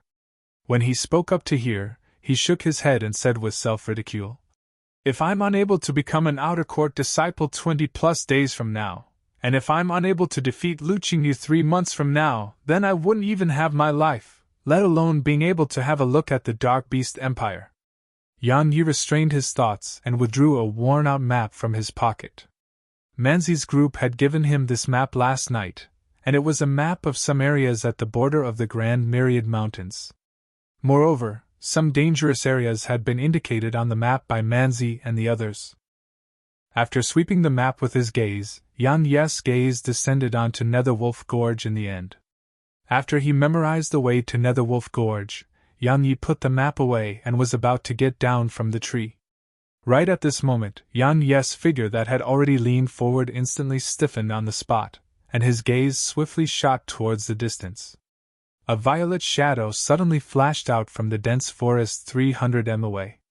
The violet shadow was extremely swift. No, it should be said to be strange. Because the violet shadow was flickering, and it moved around 100 m in distance with every flicker. As he gazed at this strange scene, Yang Ye's scalp felt slightly numb, and he hurriedly held his breath and didn't dare make any movements. The violet shadow traversed a distance of 300 m in the time of 2 breaths and arrived where Yang Yi was. Fortunately, the violet shadow didn't stop, and it flashed past him. Right when Yang Yi heaved a sigh of relief, the violet shadow that was already over 30 m behind him had suddenly stopped moving, and then it flashed before directly appearing in front of Yang Yi. Yang Ye's body instantly froze. As he gazed at this, this little thing that appeared before him, Yan Yi didn't dare move at all. He was deeply afraid of annoying this little thing and causing it to annihilate him. It was a mink that had suddenly appeared in front of him, and it was extremely cute. It was completely violet in color, had a slender and long figure, short limbs, long ears, a round head, and its little tail swayed behind it. Moreover, a gorgeous blood-red lotus mark resided on its forehead. The violet mink stopped in midair while its lively eyes gazed at Yan Yi, and it blinked from time to time. It was extremely cute. However, under the gaze of its pair of lively and cute eyes, Yan Yi didn't even dare breathe heavily. Because this violet mink's strange speed had truly terrified Yan Yi, and it was a speed that even experts at the King Realm were unable to attain. After a short moment, the violet mink's brows knit together like a human, and then it took 2 steps closer to Yan Yi. Its tiny nose sniffed Yan Yi's body, and then it seemed to have noticed something good, causing the little fellow's large eyes to instantly light up. Even if Yan Yi didn't know the language of beasts, he was able to sense that this little fellow before him was happy. Because the little fellow's expression at this moment was exactly similar to his expression that day when he noticed he could become a profounder. The violet mink seemed to have noticed something good in Yan Yi's possession, and its nose sniffed without end while its really round face revealed an intoxicated expression. Right when Yan Yi was about to flee, the violet mink before him suddenly transformed into a wisp of violet light and entered his chest, and this sudden action of the violet mink caused Yan Yi's mind to instantly go blank. After a short while, Yan Yi hurriedly checked his body, and when he noticed the situation within his body, Yan Yi muttered as if had lost his soul. How could this be possible? How could this be possible? Yes, that extremely cute little fellow had entered into his body, or more precisely, it had entered the tiny vortex dantian within his body. Earlier, when he immersed his mind into his body, he noticed that the violet mink was sizing up the tiny vortex dantian within his body, and its tiny face was first covered in excitement, then bewilderment before finally revealing excitement again after a short moment. The violet mink seemed to be extremely excited, and it flickered endlessly within his vortex dantian like a mercenary that had found buried treasure. Right at this moment, Yan Yi suddenly opened his eyes before looking once more towards the distance. A black figure flashed out from the thick forest in the distance, and when he saw this black figure, Yan Yi gulped while his mind went blank. Because this black figure was flying in the air, and it was flying without relying on any external forces. Yan Yi didn't know what sort of cultivation realm was required in order to fly without relying on external forces. In any case, experts of the King Realm and the Spirit Realm which was above the King Realm were unable to accomplish this, whereas, experts above the Spirit Realm were at the Exalt Realm. The black figure was extremely swift, and it instantly arrived by Yan Yi's side. The black figure was completely pitch black, and his entire body was coiled with black energy. Moreover, the countless strands of black energy that roamed around him seemed like numerous venomous snakes that were prepared to swallow their enemies. The black figure didn't stop, and it flashed towards the distance. On the other hand, Yan Yi's countenance was ghastly pale at this moment. It was because the black figure had glanced at him, and it was precisely this glance that caused him to feel as if had fallen into hell. A feeling of terror instantly enveloped his entire body, and it caused him to be unable to arouse the slightest intention to resist. No! Being unable to even bear a single glance from the black figure caused a feeling of humiliation to arise from the bottom of Yan Yi's heart, and he roared in a low voice before forcefully raising his head to look at where the black figure vanished. He had a firm expression as he said, "I would rather die than fear. The sword of the disciples of the Sword Sect would rather break than bend, and the disciples of the Sword Sect would rather die than be humiliated." These words were something the founding ancestor of the Sword Sect had said, and Yan Yi had committed it to memory. As soon as he finished speaking, the feeling of terror at the bottom of Yan Yi's heart instantly vanished. At the same time, the sword in his hand started to tremble violently. It let out a clear and resounding sword howl before a clang resounded, and the sword transformed into countless pieces. On the other hand, Yan Yi's eyes were slightly closed at this moment. After he finished speaking those words just now, had entered into a strange state, and it was a strange and profound state. Yan Yi didn't know that when he entered into this state, it wasn't just his sword that had shattered, even the trees in his surroundings rustled as if something invisible was moving. If the 7 peak masters of the sword sect or the sword sect's master were here, they would know what sort of state Yang Yi was in. This was a state that countless people within the sword sect dreamed of because this was a state of comprehension, and it would allow one to comprehend the sword intent that no one within the sword sect had comprehended for a few hundreds of years. Swish! Right when Yang Yi entered into this state, the sound of wind being torn apart resounded. The black-clothed figure that had originally vanished into the distance had suddenly turned around, and when he sensed that terrifying aura, Yan Yi immediately abandoned this state and returned to his senses. Right when he returned to his senses, that black-clothed figure from before had appeared in front of him like a ghost. Chapter 25 Attached to him.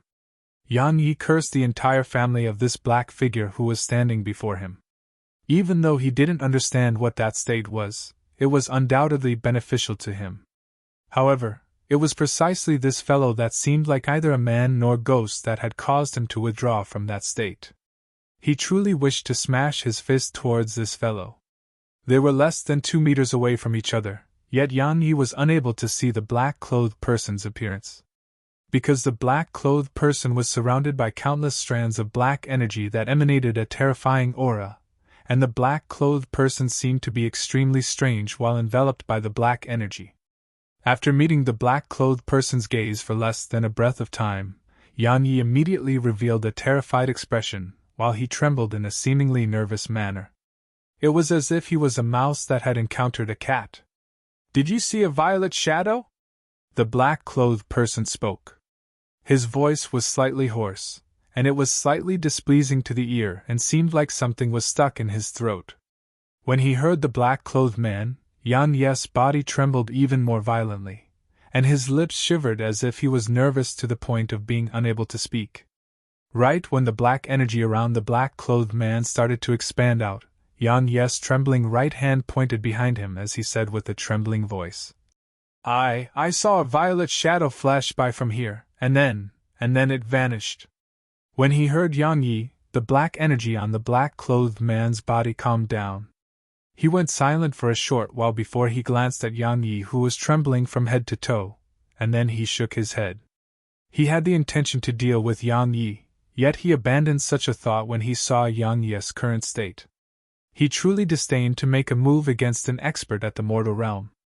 Moreover, it was such an inferior fellow.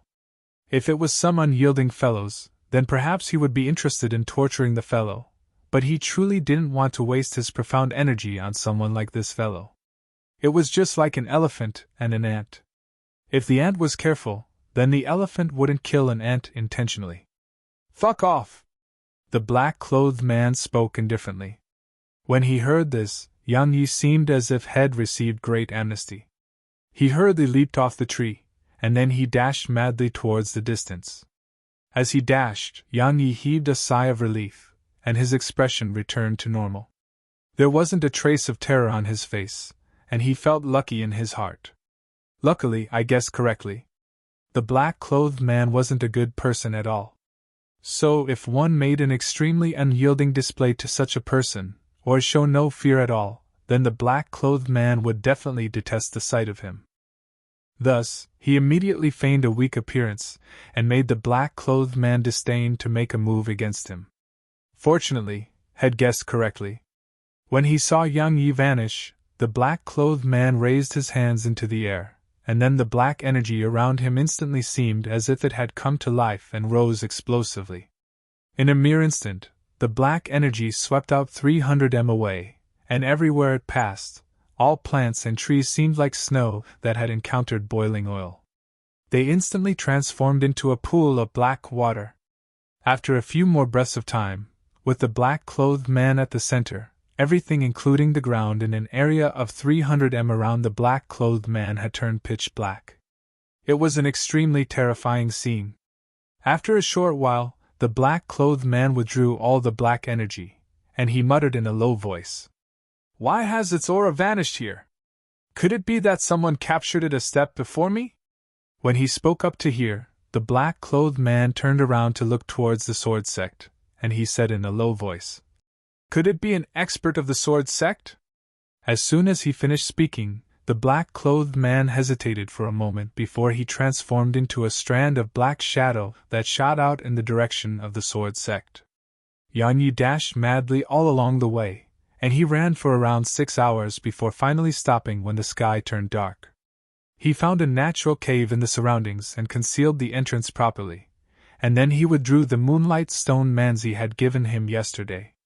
Under the illumination of the moonlight stone, Yan Yi saw the scene within the cave clearly. It wasn't small and was roughly able to accommodate a few tens of standing people, and there was a huge number of weeds in this cave. Obviously, this was probably a cave that belonged to a dark beast.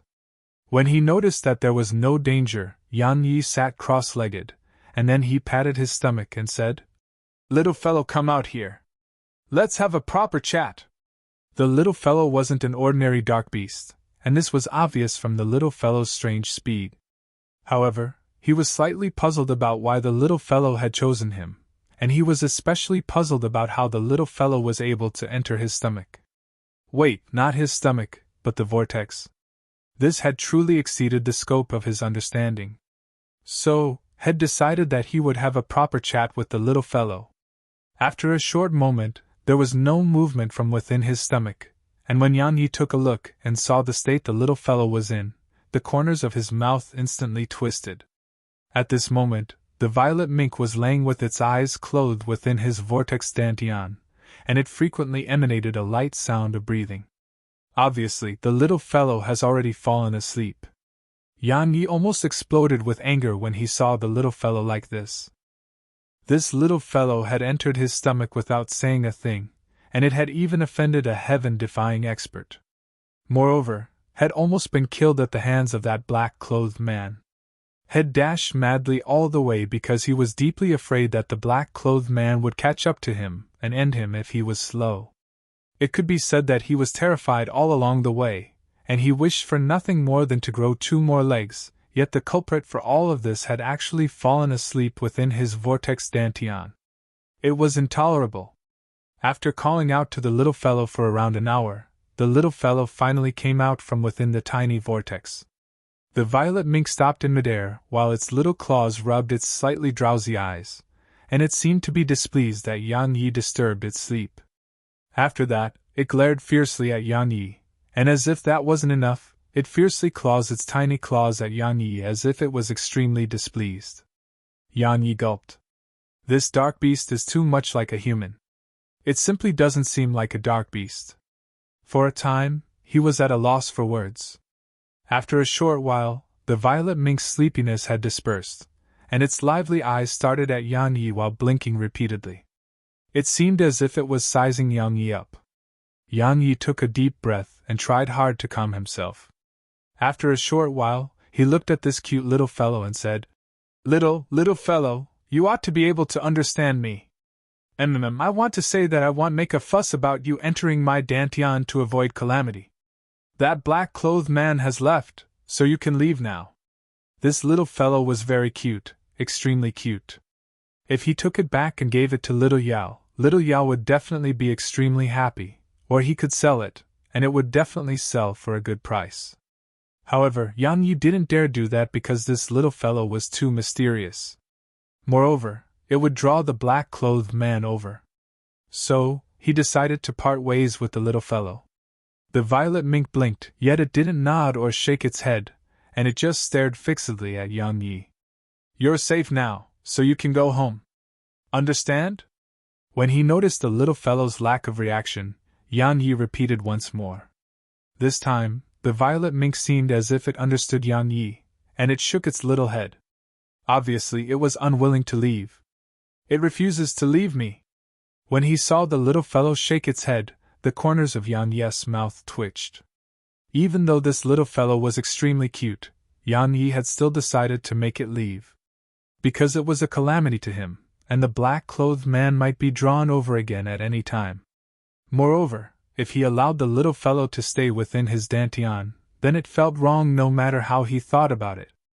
After he made up his mind, Yan Yi continued. Little fellow, I'm a human, and you're a dark beast. It's dangerous for you to be with me, understand? The violet mink blinked, yet it didn't shake its head nor nod.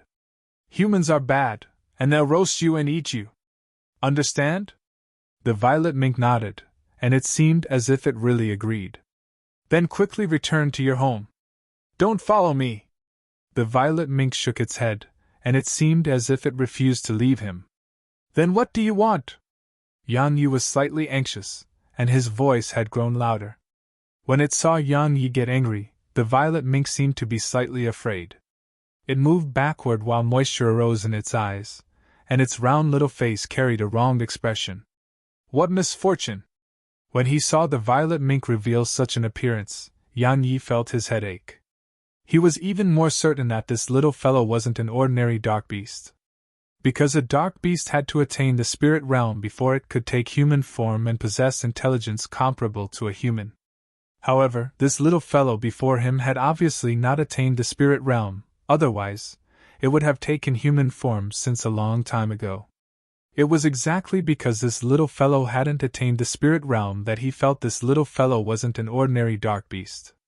Had never heard of a dark beast that possessed such intelligence before attaining the spirit realm. Even though he hadn't seen many dark beasts in his lifetime, his instinct told him that this little fellow was definitely not an ordinary dark beast.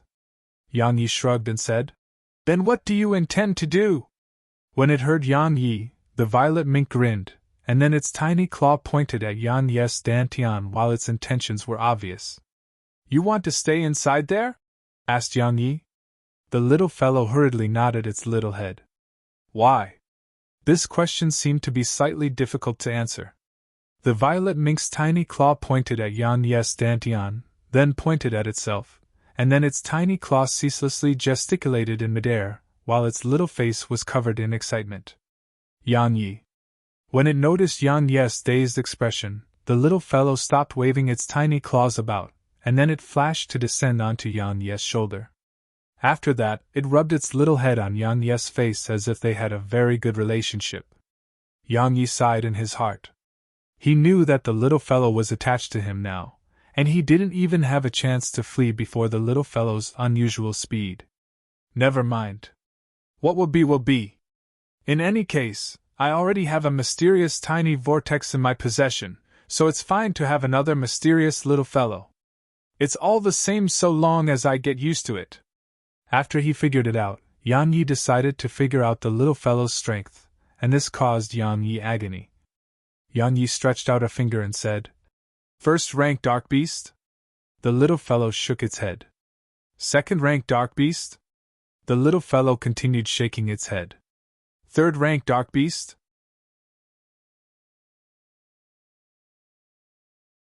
Chapter 26 Battle. After a period of difficult conversation, Yan Yi finally figured out the little fellow's strength. The little fellow was a 9th rank dark beast, but Yan Yi wasn't really sure of it. In any case, when he raised 9 fingers, the little fellow had finally nodded. As for the little fellow's combat strength, besides the ability to escape, its remaining ability was simply too horrible to look at. The formidable physique that dark beasts should possess was something the little fellow didn't possess. The advantage of an enormous figure that dark beasts possessed was something the little fellow didn't possess as well. In short, besides being able to flee swiftly, the little fellow didn't possess any ability in combat. Moreover, when Yan Yi asked it what it was capable of, besides flickering a few times, the little fellow merely blinked its large eyes. In the end, Yan Yi abandoned his thoughts that the little fellow was a divine beast. Had heard of some legend where some people fell down a cliff, yet escaped death and even obtained the cultivation method and techniques left behind by a peerless expert, or someone that was born with some sort of extraordinary charm, and made countless divine beasts to kneel down and submit to him. In the beginning, he thought he possessed some sort of extraordinary charm as well, and he made this mysterious divine beast submit to him. However, cruel reality told him that besides being extremely skilled at fleeing, this mysterious divine beast didn't possess a shred of combat strength.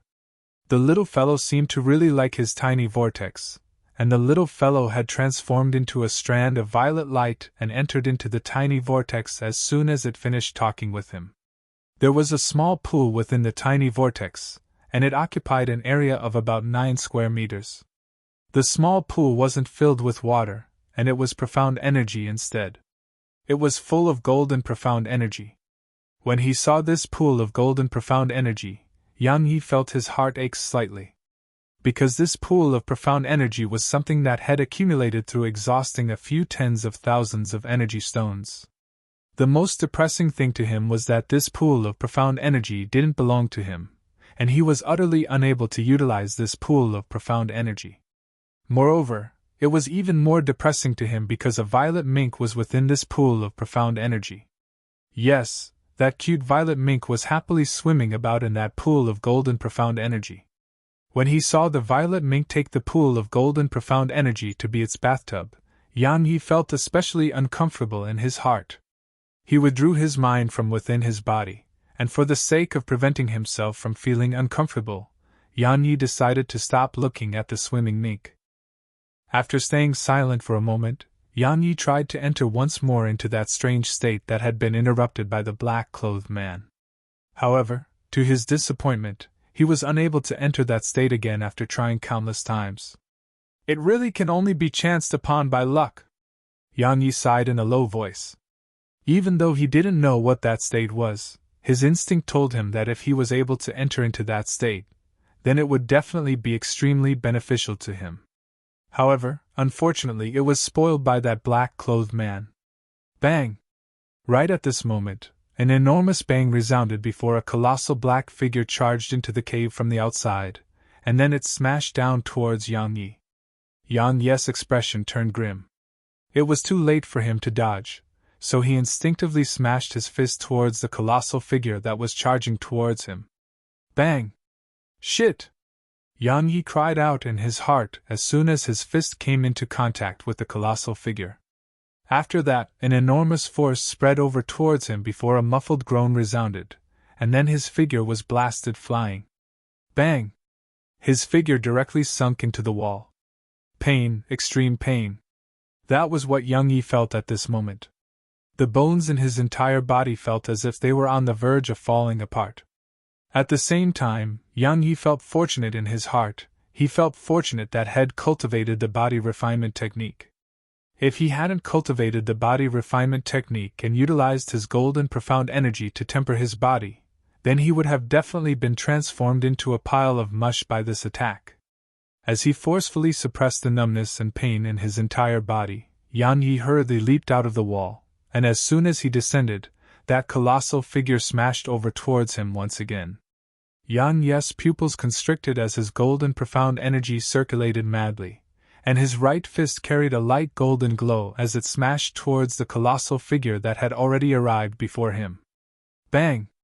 A muffled bang resounded before Yang Yi was blasted flying again, and he fell once more into the wall. However, that colossal figure was blasted a few steps back by Yang Yi's punch as well. How formidable! As he sensed the intense pain in his right arm, Yang Yi was moved. Under the amplification provided by the golden profound energy, he was actually blasted flying again, and this strength was too much stronger than his own. He would probably not be stronger than it even if he utilized a strength talisman. As thoughts flashed within his mind, Yang Yi leaped out from within the wall again. This time, the colossal figure didn't charge over again, and this allowed him to have a clear look of it. It was an enormous gray wolf that stood before him. The gray wolf's size was 3 times his own, and it was around 2 meters in height. Yang Yi was simply like a baby facing an adult when he stood before this colossal figure. Besides possessing an enormous figure, the most striking features of that gray wolf were its claws, and the 2 fangs that were exposed from its mouth. The gray wolf's claws were around the length of an arm, and they emanated a ghastly and cold glow. Moreover, the gray wolf's front claws would occasionally sweep past the ground, and a few extremely rifts would appear every time this happened. On the other hand, its fangs were over an entire 10 inches in length, and they were slightly curved like the sickle utilized by the god of death to reel the lives of man. It was quite terrifying. A peak 9th rank dark beast. With a single glance, Yan Yi determined the rank of this gray wolf. When he swept the surroundings with his gaze, Yan Yi understood why this gray wolf would suddenly launch an attack against him. This gray wolf was clearly the owner of this cave, and his sudden trespass into this place was undoubtedly a form of provocation in the world of dark beasts. Yan Yi took a deep breath before he stretched his limbs, causing the joints in his entire body to instantly start cracking. This 9th-rank dark beast just happened to be a target that satisfied him.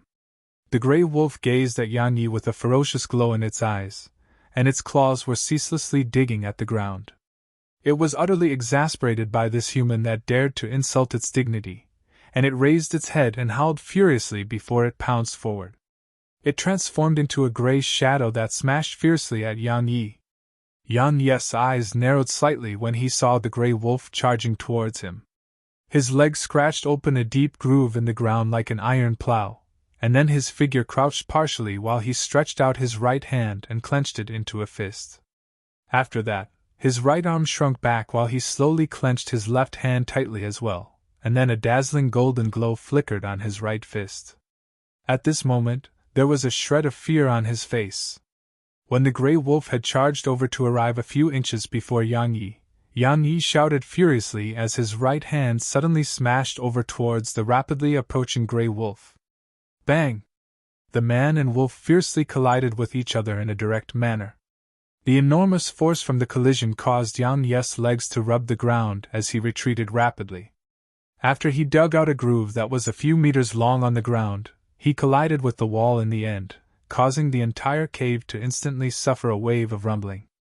On the other hand, the gray wolf had merely taken a few steps back. When he noticed the gray wolf had been blasted back by his attack, even though Yan Yi's entire body was aching, he was still delighted in his heart. Because this gray wolf wasn't impossible to defeat. When he thought up to here, Yan Yi swung his fist and gazed towards the gray wolf in the distance, and then he stretched out his thumb before turning it to point downwards. After that, he stretched out his index finger and gestured towards the gray wolf in a provoking manner. Awu! Even though the gray wolf didn't possess human intelligence, it still possessed some intelligence, and it was furious when it saw Yan Yi make such a provocative gesture.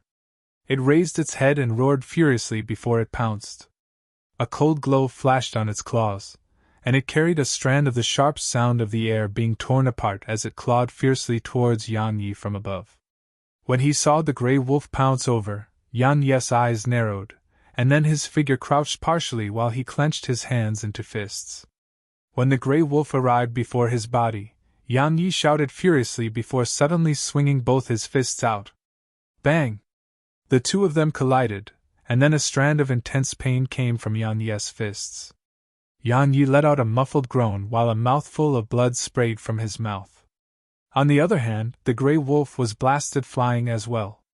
However, in the next moment, the gray wolf howled before it leaped once more and pounced towards Yan Yi. Yan Yi's pupils constricted when he noticed the gray wolf pouncing over once more. He suppressed the roiling vital blood in his heart before his right leg suddenly stomped on the ground, and he relied on the counterforce from this, and allowed his body to instantly blast forward. His right fist carried the sound of wind being torn apart as it smashed fiercely towards the gray wolf's head. Bang! The man and wolf collided once more. However, this time, the gray wolf wasn't blasted flying again, and it had utilized its claws to forcefully grab hold of Yan Yi's fists. After that, its long fangs stabbed fiercely at Yan Yi's head. When he noticed his fists were restrained and those two fangs were stabbing towards him, Yan Yi was astounded in his heart, and he didn't give it any thought before smashed his leg at the gray wolf's stomach. Bang! The gray wolf wailed from having its stomach attacked, and its claws instantly released Yan Yi's hands. Yan Yi was stunned, and it was precisely this instant of absent-mindedness that allowed the gray wolf's claws to claw fiercely at Yan Yi's chest. Yan Yi instantly seemed as if had been struck by a heavy blow, and his figure was blasted flying. Bang! After flying for a few meters, he fell once more into the wall. Cough! Yan Yi had just stood up with great difficulty, and his mind was slightly dizzy. It was right at this moment that a pair of sharp claws seemed as if they'd passed through space and struck fiercely towards his chest once again.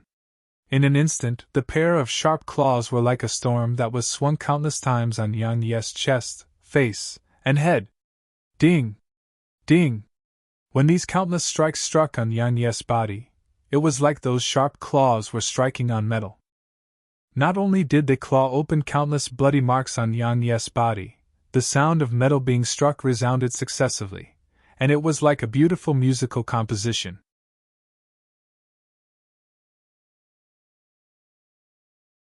Chapter 27 Fight. Bang! The gray wolf smashed its head onto Yang Ye's stomach, causing an enormous bang to resound before Yang Ye's body scraped the ground as it flew backward. Rumble! In the end, he collided with the wall of the cave, casing countless rocks to rain down and bury Yang Yi beneath them. The gray wolf would naturally not let Yang Yi off. Right when it intended to swallow Yang Yi into its belly, the howl of a wolf suddenly resounded from outside the cave. The gray wolf's expression changed when it heard this howl, and it didn't hesitate at all to run out of the cave. Right after the gray wolf left, Yang Yi crawled out from beneath the pile of rocks.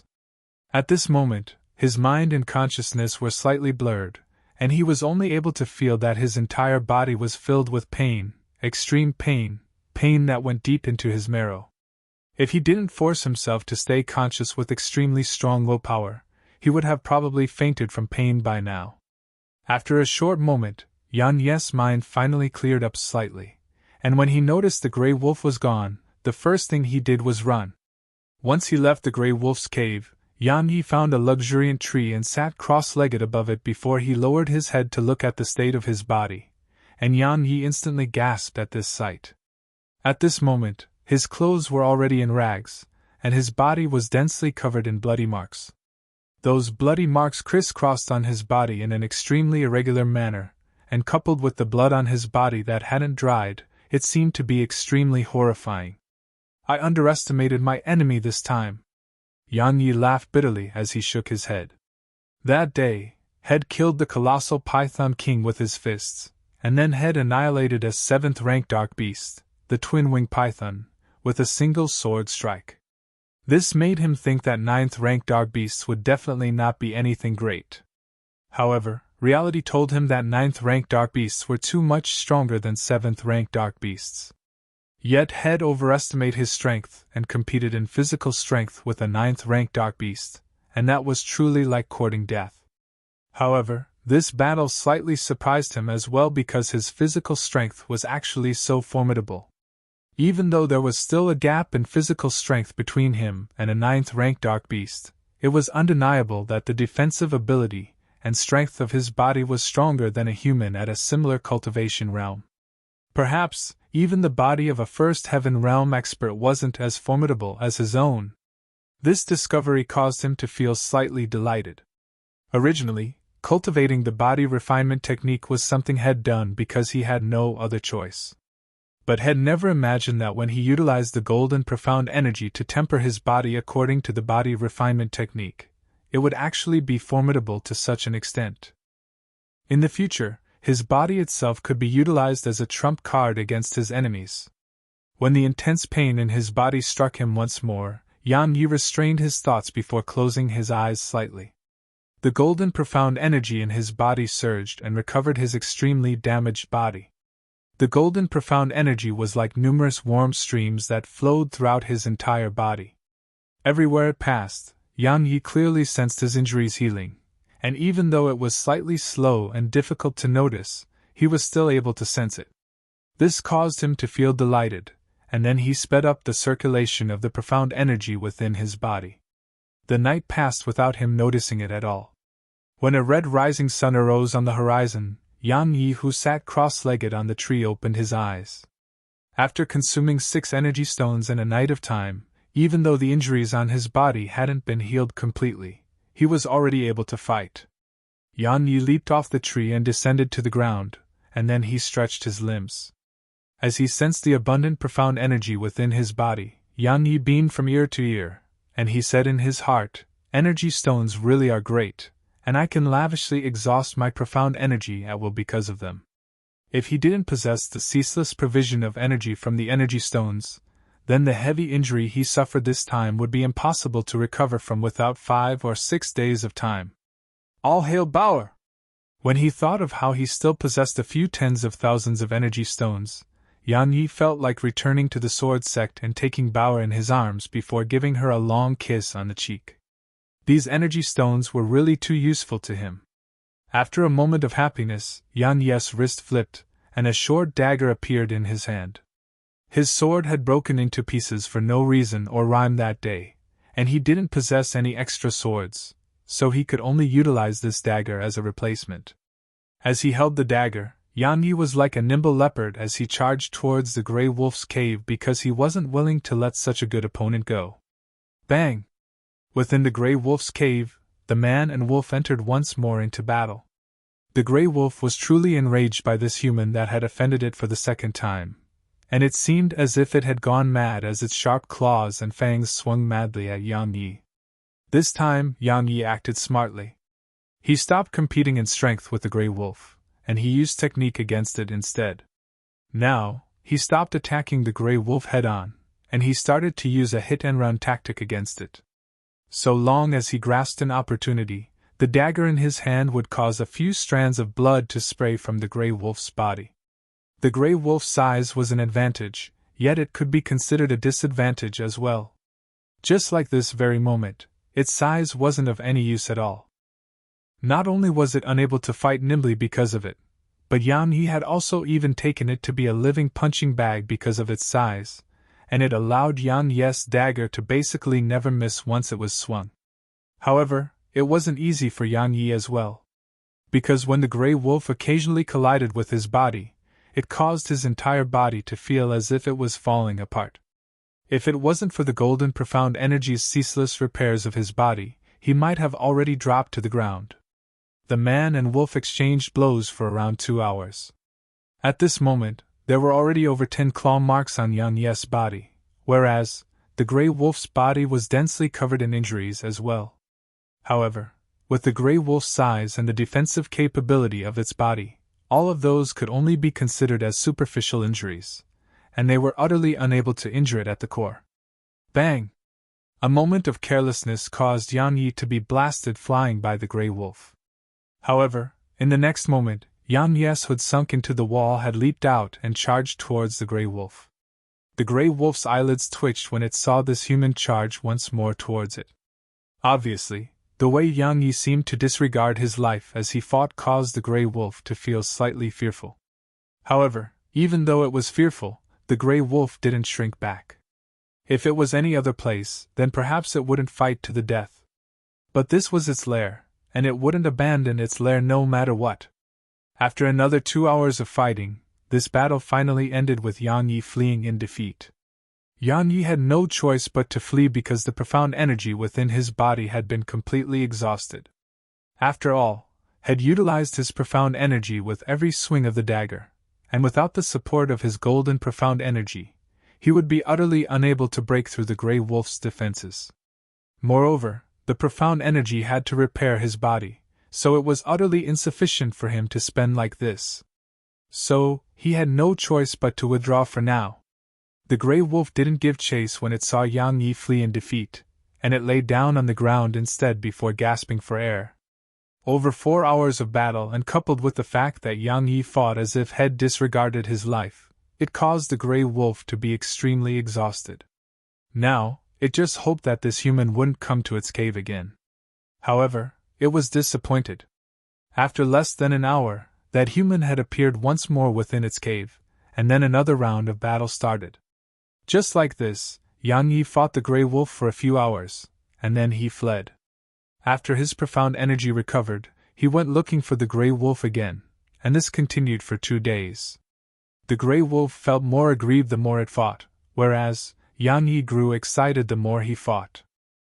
Every time he returned to battle the Grey Wolf after fleeing, his combat technique would improve slightly, and this caused the Grey Wolf to feel extremely and utterly aggrieved. During this period of time, the Grey Wolf had tried to chase Yan Yi down when he fled. However, it was disappointed. This human before it was simply not like a human at all. He fled as he fought, and he would ascend a tree when he was truly unable to fight any longer. The gray wolf couldn't do anything about this because it wasn't a flying dark beast, and it could only utilize its head to strike the tree. Tree after tree rumbled and collapsed, yet that human just wouldn't fall to the ground, so in the end, it gave up. On the sixth day that Yan Yi fought the gray wolf, he didn't flee any longer.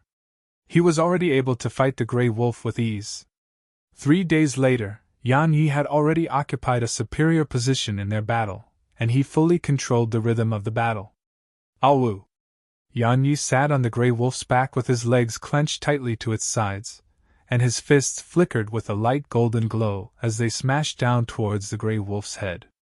Every single punch struck firmly on the gray wolf, and the gray wolf's wails resounded within the cave.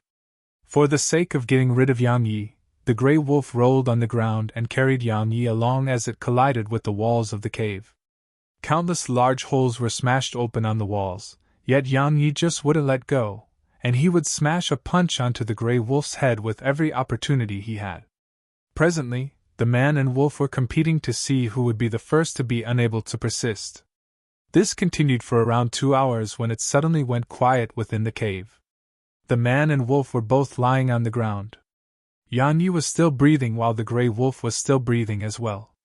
They gazed at each other from 3 m away, yet both of them didn't charge forward because both of them didn't have any strength left.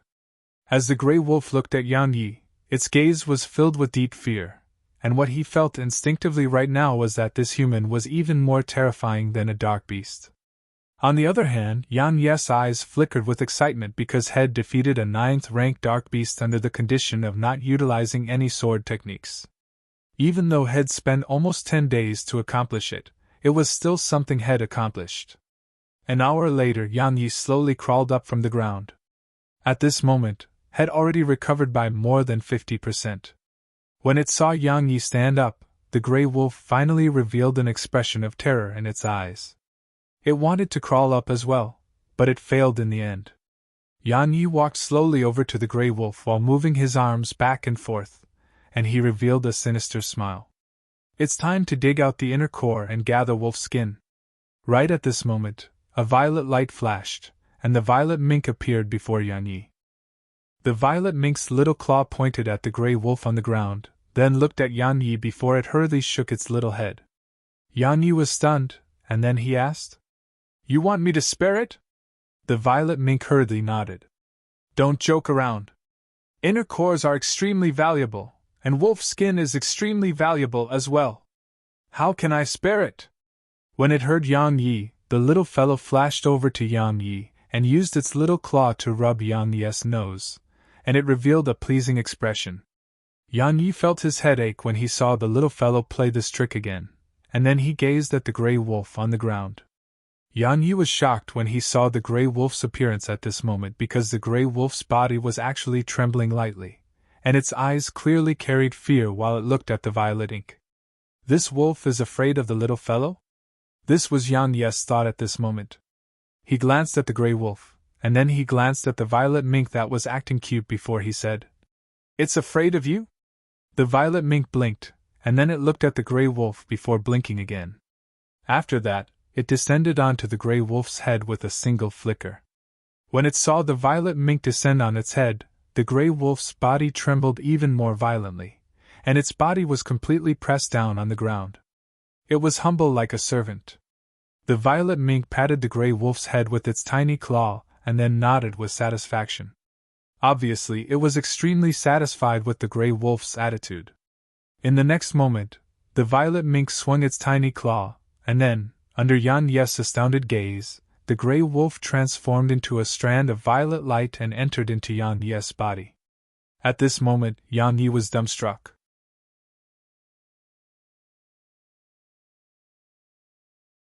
Chapter 28 Unexpected Event.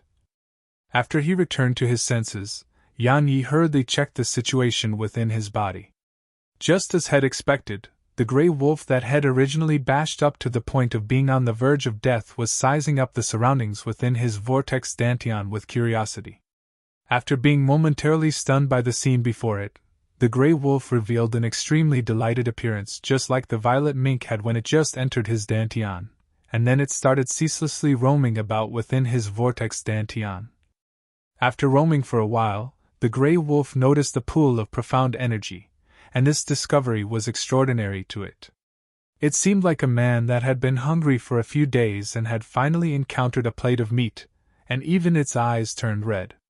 However, the grey wolf didn't charge into it and start bathing in it as the little fellow had. It paced up and down by the side of the pool, and it wanted to jump in yet seemed to be fearful of something. Yang Yi opened his eyes and gazed at the violet mink before him. Needless to say, this was extremely shocking to him. Had truly never imagined that the little fellow could actually send dark beasts into his vortex dantian. Moreover, after the grey wolf entered his dantian, it seemed to be extremely happy, and this caused Yang Yi to be extraordinarily bewildered.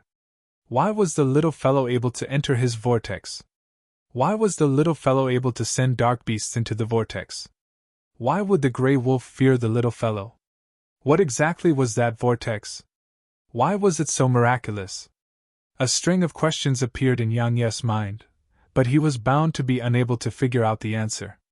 Because after he asked the little fellow about all of this, the little fellow was even more bewildered than he was, and it ceaselessly shook its little head to indicate it didn't know why. Or perhaps it was hiding something. Yang Yi gave up on pursuing an answer, and then he pointed at the location his dantian resided and said, "Can it help me to fight in the future?" The little fellow didn't possess any combat strength, and he could accept this because the little fellow was extremely cute and little. However, if this wolf didn't help him fight, then he wouldn't allow the wolf to eat and live within him for free. The violet mink blinked, and then it nodded. Yang Yi started laughing when he saw the little fellow nod, and he laughed in a slightly complacent manner. It was a 9th-rank dark beast. A 9th-rank dark beast as his goon. Just thinking about it was extremely delightful. After his excitement passed, Yang Yi rubbed the little fellow's head and nodded with satisfaction, and then he said, You did very well, little fellow. That grey wolf is your underling, and you have to teach it well and make it obedient, understand?" Yang Yi wasn't stupid. The grey wolf was hostile towards him, yet it wasn't hostile to the little fellow, and it was even very fearful of the little fellow. So, the responsibility of disciplining could only be given to the little fellow. The violet mink blinked and then nodded. People are always in high spirits after encountering happy events. A brilliant smile was constantly present on Yang Yi's face after he left the cave, and had already started thinking of a grand plan. His vortex dantian was extremely big, and it ought to not be a problem for it to accommodate a few hundred dark beasts. If he had around 109th-rank dark beasts, then he would even be able to crush a first heaven realm expert. Yang Yi became more and more delighted and excited as he thought about this, and he seemed to be already able to see the scene of a pile of dark beasts appearing with a swing of his arm. Suddenly, the smile on Yang Yi's face froze. In the next moment, he entered into a dense bush as swiftly as he could. At the same time, he hurriedly held his breath with concentration and made himself into a statue. Swish! Right at this moment, through the spaces between the dense bush, Yang Yi saw a faint black shadow approach from afar with extreme speed.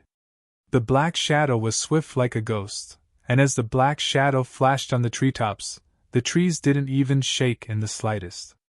With a few flashes, the black shadow descended merely around 40 m away from Yang Yi. The corners of Yang Yi's mouth twitched, and he cursed this person's entire family in his heart. "You just had to run over to me. How can my tiny body endure the trouble caused by all of these monsters?" The black shadow wore a black robe, and he didn't continue fleeing after descending to the ground. He flipped his right hand instead, and a bloody blade that seemed as if it was forged from fresh blood appeared in his hand. The bloody blade was extremely unusual, and the stench of blood within it was something Yang Yi could smell clearly from around 40 m away. Right at this moment, a white shadow flew over from afar on a sword. Yang Yi's heart thumped when he saw the appearance of this woman. The woman wore a moon-white dress. She had willow-shaped brows, slanted eyes, snow-white skin, cherry lips, and a flawless face that was crystalline like jade. As she stood on the enormous green-colored sword, her white dress fluttered, and she seemed otherworldly, noble, and pure like a celestial maiden. It seemed as if it was a sin just to take a glance at her. The woman was extremely swift, and she was even slightly faster than the blade's shadow. In practically an instant, Shed arrived near the black shadow, and she stood on a treetop while she pointed the green sword in her hand at the black-robed man. Moreover, there were a few strands of fierce sword chi flickering ceaselessly on the sword. How beautiful! How formidable! As he looked at the woman that seemed like a celestial maiden, Yang Yi gulped. She's able to fly with a sword, so Shed at least at the spirit realm. Of course, he wasn't concerned about their strengths, and he was concerned about whether the two of them were about to fight. If they were to fight here, then with their strengths, probably the slightest aftershock would be able to annihilate him 10 times over. Fairy Sue, you really do refuse to go away. You've been chasing me for a few days now. Do you really think I'm afraid of you? The black-robed man gazed at the woman that stood on the treetop, and he spoke with a hoarse voice. His voice was extremely unpleasant, and it was like a sharp object scratching on a rock and was extraordinarily jarring to the ear. Bloodhand, why waste your breath? Since your ghost sect dared to come to kill up my sword sect, then you ought to have thought about the consequences. You can dream of fleeing today. The woman called Fairy Sue spoke in cold voice. The ghost sect? The sword sect? Yang Yi was shocked in his heart. This woman is actually a member of the sword sect. Right, she was able to fly with a sword, and her sword even emanating such fierce sword chi. Doesn't that belong precisely to the sword sect? Flee? Bloodhand laughed coldly, and then he looked over to the spot where Yang Yi was hiding. Shit! Yang Yi cried out in his heart when he saw the black-robed man look over towards him. Right when Yang Yi was about to flee, a strand of blood-red light had already struck his chest, and he let out a shrill cry before his figure that just stood up fell flat on the ground again. As expected of you, you aren't even willing to spare a mortal realm profounder. The woman's expression turned even colder when she saw Bloodhand execute a lethal strike against the profounder at the mortal realm. Spare? Bloodhand laughed with ridicule and said, Now is the time to fight a battle of life and death, and I don't want any variable to appear. As soon as he finished speaking, he suddenly slashed the bloody blade in his hand towards the white-clothed woman, and then a bloody glow that was over 30 m long flashed out from it before it shot fiercely towards the woman who stood on the treetop. The bloody glow seemed as if it was condensed into form by countless strands of blood, and a bloody smell of blood effused out from the bloody glow, and covered the heavens and the earth. The white-clothed woman's expression remained unchanged when she saw the bloody glow shoot towards her. Right when it was about to arrive before her, the white-clothed woman's figure flashed like a spirit and instantly vanished on the spot. She appeared on the ground next, and the sword in her fair hand carried a revolving gale as it stabbed forcefully towards Bloodhand. Bang! The bloody glow blasted onto an enormous tree behind the white-clothed woman, and the enormous tree was instantly split into two while bits of wood shot through the sky. In the blink of an eye, the sword in the woman's hand was pressing down towards Bloodhand. Bloodhand's eyes focused while his right leg suddenly stomped on the ground, and his figure leaped up. His hands held on to the bloody blade in his hand as it emanated a sharp whistle through the air, and then it slashed down fiercely at the woman. The woman's eyes narrowed slightly upon noticing the bloody blade's approach, and she flicked her sword upwards. Clang! The two of them collided directly with each other, and sparks shot out from the point of the collision. At the instant they collided, a few strands of sword chi suddenly left the woman's sword, and they slashed towards Bloodhand's neck. Bloodhand's expression turned grim when he noticed the sword chi approaching him. Fortunately, had fought the white-clothed woman a few times now, and had taken precautions since the beginning. When the sword chi left her sword, a few strands of bloody light surged out from Bloodhand's body, and these bloody lights formed a blood-red barrier around him. Along with a few clangs resounding through the air, those few strands of sword chi didn't cause any trouble to Bloodhand before they were completely dispersed. On the other hand, the barrier formed from the strands of bloody light instantly broke up into their previous form and assaulted the woman's face. The woman's beautiful brows knit together upon noticing this, and her body suddenly leaned back like it had been split into two. After that, Her wrist spun and the sword in her hand slashed horizontally in an extremely natural manner. At the same time, a few strands of sword chi on the sword had shot out from it, and they shot towards the vital points throughout Bloodhand's body. Bloodhand's eyelids twitched when he sensed the sword slash towards his stomach and those strands of fierce sword chi assaulting him. His wrist moved to place the bloody blade horizontally before him, and then his right leg tapped lightly on the ground, causing his figure to shoot backward. During the process of his retreat, the bloody blade in his hand spun without end. Ding! Ding! All the strands of sword chi were blocked off. However, after he did that, Bloodhand's expression changed once more. He saw a cold glow flash before a sword and a few strands of sword chi were stabbing towards his face. Bloodhand didn't dare be careless when facing this attack. His right leg stomped once more on the ground, and his figure shot backward like a cannonball. The woman didn't stop, and she transformed into a shadow while the sword in her hand was like a whirlwind and it carried a few strands of fierce sword chi as it stabbed explosively towards Bloodhand. How formidable! After he witnessed the battle between them, Yan Yi, who lay in the bushes, was shocked in his heart. Had naturally not died. Because when the bloody red light had just shot towards him, Yan Yi had forcefully twisted his body, causing that blood-red glow that was originally targeted at his heart to strike his left chest instead. Even though there was a hole in his left chest, it wasn't lethal. He wanted to flee, yet he didn't dare flee. Even though the two of them were in an intense battle, it was simply too easy for them to kill him. So, he continued laying on the spot and watched their battle. Yan Yi was extremely shocked by the sight of their battle. Especially that woman's sword technique. Every single sword strike carried a few strands of sword chi as it attacked, and that sword chi was extremely troublesome to the black-robed man, causing him to be hesitant, cautious, and not dare to exchange blows with her for extended periods of time. It really was like a single sword that could overcome all techniques. As he gazed at the whirlwind and sword chi, Bloodhand revealed a wisp of a savage expression, and the bloody blade in his hand suddenly started to tremble. Bloodhand let out a furious shout before the bloody blade suddenly slashed down.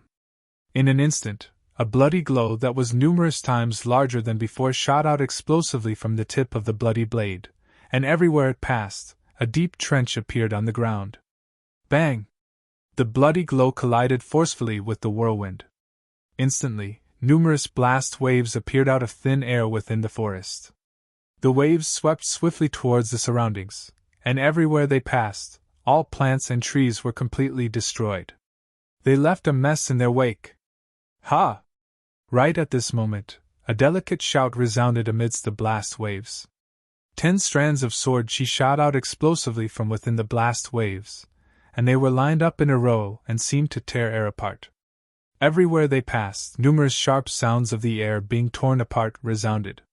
As he gazed at these 10 strands of sword chi, Yan Yi's pupils constricted. This woman has actually cultivated the energy split sword technique to the highest level, and she's even able to make it attack in this sort of way. She's too formidable. Bloodhand's expression was extremely heavy when he saw those 10 strands of sword chi shoot explosively towards him. He stretched out his left hand before suddenly clenching it. Instantly, a bloody glow effused out from the point he clenched his hand at, and it instantly formed into an extremely thick blood-red shield that stood before him. Bang! The 10 strands of sword chi collided one after the other with the enormous shield. Under the impact of the sword chi, Bloodhand's figure was shaken to the point of retreating without end, and every single strand of sword chi that collided with that energy shield was able to cause it to dim down slightly. Bang! When the 9th strand of sword chi collided with the shield instantly became extremely thin as if it was translucent. Bang! When the 10 strands of sword chi collided with the shield instantly dispersed to reveal Bloodhand, who stood behind it with a terrified expression. Hiss! A sword pierced through Bloodhand's chest like a bolt of lightning, causing a strand of fresh blood to spray out. The white-clothed woman flashed by Bloodhand and appeared behind him to catch her sword, and then her figure spun rapidly before she stabbed the sword through Bloodhand's back. At this moment, Bloodhand's left hand was holding forcefully onto the tip of the sword that pierced through his chest from behind, and fresh blood instantly dyed the sword red.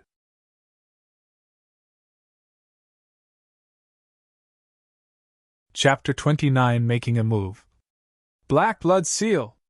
Bloodhand's furious shout suddenly resounded. A strand of scarlet-red blood instantly effused out from where Bloodhand's hand held the tip of the sword, and then black energy tainted the scarlet-red blood, causing it to instantly become black blood. The black blood swiftly flowed along the sword, and in the blink of an eye, it passed through the sword and spread onto the woman's body. At the same time, Bloodhand's right leg suddenly stomped on the ground, and he utilized the force from this to leap forward. The sword left his body and carried out another string of fresh blood, yet this time, it was black in color. When she sensed the black blood enter her body, and the sword in her hand had actually become black in color and lost all of its spirit, the woman's icy cold face wasn't indifferent as it was before this. She finally revealed a trace of a serious expression as she raised her head to look at Bloodhand, and then she said in a low voice, "You actually dared to utilize a forbidden divine ability. Aren't you afraid of dropping a realm in your cultivation and be forever unable to advance again?" The woman's words seemed to have hit Bloodhand's sore spot, and his ghastly pale face was covered in a savage expression as he said in an insane manner, "Dropping a realm in my cultivation? That's better than losing my life. Fairy Sue, do you feel like the profound energy within your body is gradually flowing away now? Ha ha! In another moment you'll become a cripple that doesn't possess any profound energy. At that time, it'll make you suffer." Cough. He seemed to have become too excited, and it caused 2 strands of black blood to spray out from the 2 holes on his chest. Yang Yi frowned when he heard Bloodhand, and he said in his heart, "Shit! Bloodhand is going to win." With Bloodhand's degree of ruthlessness, Yang Yi would most probably be killed. However, he was helpless at this moment. Even though Bloodhand seemed to be heavily injured already, Bloodhand was still definitely not someone Yang Yi could go against right now. Yang Yi took a deep breath and looked at the white-clothed woman at the side. At this moment, he just hoped that the woman had some sort of a contingency plan. The woman's beautiful brows knit together when she noticed the profound energy within her body was swiftly flowing away, and she glanced at Bloodhand who stood in the distance while a resolute expression flashed on her face. With a flip of her hand, the sword in her hand vanished. After that, she fully opened her right palm, and then she bent her ring finger and little finger before her thumb pressed down on them. After that, her index finger and middle finger were pressed together to form a sword. She flicked this sword towards Bloodhand. In an instant, a strand of sword she shot out explosively from the tip of her finger. "You're courting death by doing this." Bloodhand's eyelids twitched when he saw the woman utilized her profound energy by force, and then he dodged to the side while he shouted furiously with a voice that carried a terrified tone. At this moment, he was already completely spent, and if he were to be struck by the woman's sword then he would probably be the one to die. The woman paid no attention to Bloodhand. The tip of her feet tapped lightly on the ground before her figure rose into the air, and then she charged towards Bloodhand as if she was gliding in midair. She rapidly swung the sword she had formed with her fingers while she flew in midair. Every single swing caused a strand of fierce and swift sword chi to shoot out explosively. As she charged rapidly all along the way, Shed executed no less than a few tens of strands of sword chi, and the sword chi that covered the sky seemed like dense droplets of rain descending towards Bloodhand. As he hid within the bushes, Yang Yi's heart surged like the tide. This sword technique is too formidable. It's absolutely much more formidable than the energy split sword technique. This woman's status in the sword sect is absolutely not low, and it's possible that she's an elder. Bloodhand's eyelids twitched when he saw so many strands of sword chi assaulting him, and he was extremely astounded in his heart. A trace of a resolute expression flashed on his face, and he disregarded the blood that flowed from his chest as he stretched his right hand forward and clenched it. A bloody glow effused out and instantly formed a black energy shield. As his profound energy was ceaselessly poured into the black energy shield, fresh blood sprayed out like fountains from the 2 holes in his chest. Even though his chest was bleeding without end, Bloodhand didn't stop pouring his profound energy into the black energy shield. He knew that this was the woman's final attack, and he would be the final victor if he was able to withstand this wave of attacks. On the other hand, if he was unable to withstand it, then the consequences were obvious. So, he had to withstand this wave of attacks no matter what. Bang! Countless strands of sword chi blasted onto the energy shield, causing incessant explosions to resound within the forest. At this moment, the woman had descended to the ground as well, and she stared fixedly at the place where the energy shield and sword chi collided and exploded. If Bloodhand was able to hold on, then it was obvious what would happen to the white-clothed woman who'd lost all her profound energy. Ha ha! After a short moment, the energy shield gradually vanished, and Bloodhand's unbridled and roaring laughter resounded from behind it. After the black energy shield vanished completely, the figure of Bloodhand, who had a ghastly pale countenance, was revealed. At this moment, even though his countenance was ghastly pale, his face held a trace of a smile, and it was a smile from surviving a calamity. The woman took a deep breath and revealed a wisp of a bitter expression when she saw Bloodhand was still alive. After that, she closed her eyes slowly before she flipped her right hand, and her sword appeared once more in her hand. Even though she had lost all her profound energy, it didn't mean that she was willing to wait for death to arrive. "Aren't you extremely disappointed? Fairy Sue, didn't I just kill a few outer court disciples from your sword sect? Yet you pursued me for 3 days and 3 nights. What will I do now? Not only will I humiliate you to death, but I'll even hang your corpse on the Imperial City's gate and make the sword sect's reputation sweep the floor." Cough. Bloodhand held the bloody blade in hand as he gradually approached the woman. At this moment, he was extremely complacent because Head accumulated a bellyful of resentment since a long time ago after Head been pursued by this woman for 3 days and 3 nights. Now victory was within his grasps, so he fully vented the resentment in his heart. The woman didn't prove the slightest reaction towards Bloodhand's words, and her face was extremely calm as if she hadn't heard him at all. Bloodhand instantly felt bored when he noticed the woman didn't become terrified from his words. Had originally intended to terrify the woman so that she would beg for mercy. However, he was disappointed because the woman before him was truly calm like motionless water in her heart, and she wasn't affected by anything in the outside world. "It's over!" Bloodhand shouted in a low voice as he charged towards the woman. He didn't utilize the bloody blade, and he kicked at the woman's stomach instead. Obviously, he wanted to cripple her dantian. When she sensed the sound of wind being torn apart that arose from Bloodhand's leg, the woman suddenly opened her eyes before she tossed with her right hand, and the sword in her hand transformed into a cold glow that shot out explosively. At the same time, she overlapped her hands before herself, and then suddenly pushed them forward to block Bloodhand's fierce kick. Bloodhand hadn't imagined that the woman still had the ability to attack, and in a moment of carelessness, the sword pierced through Bloodhand's chest again. On the other hand, the woman was blasted flying from the force of his kick, and she fell heavily to the ground after flying a few meters away. Yang Yi was delighted in his heart upon witnessing the sword penetrate through Bloodhand's chest. However, the smile on his face froze before it could even stretch out. Because Bloodhand had had his chest penetrated by a sword for the 3rd time hadn't fallen to the ground. He gradually sat down cross-legged on the ground, and then withdrew a talisman and tossed it into the air. After it flew up into the sky, the talisman shook before it vanished in the sky. A transmission talisman. Yan Ye's face turned grim when he saw that talisman. As its name implied, the transmission talisman was utilized to transmit messages.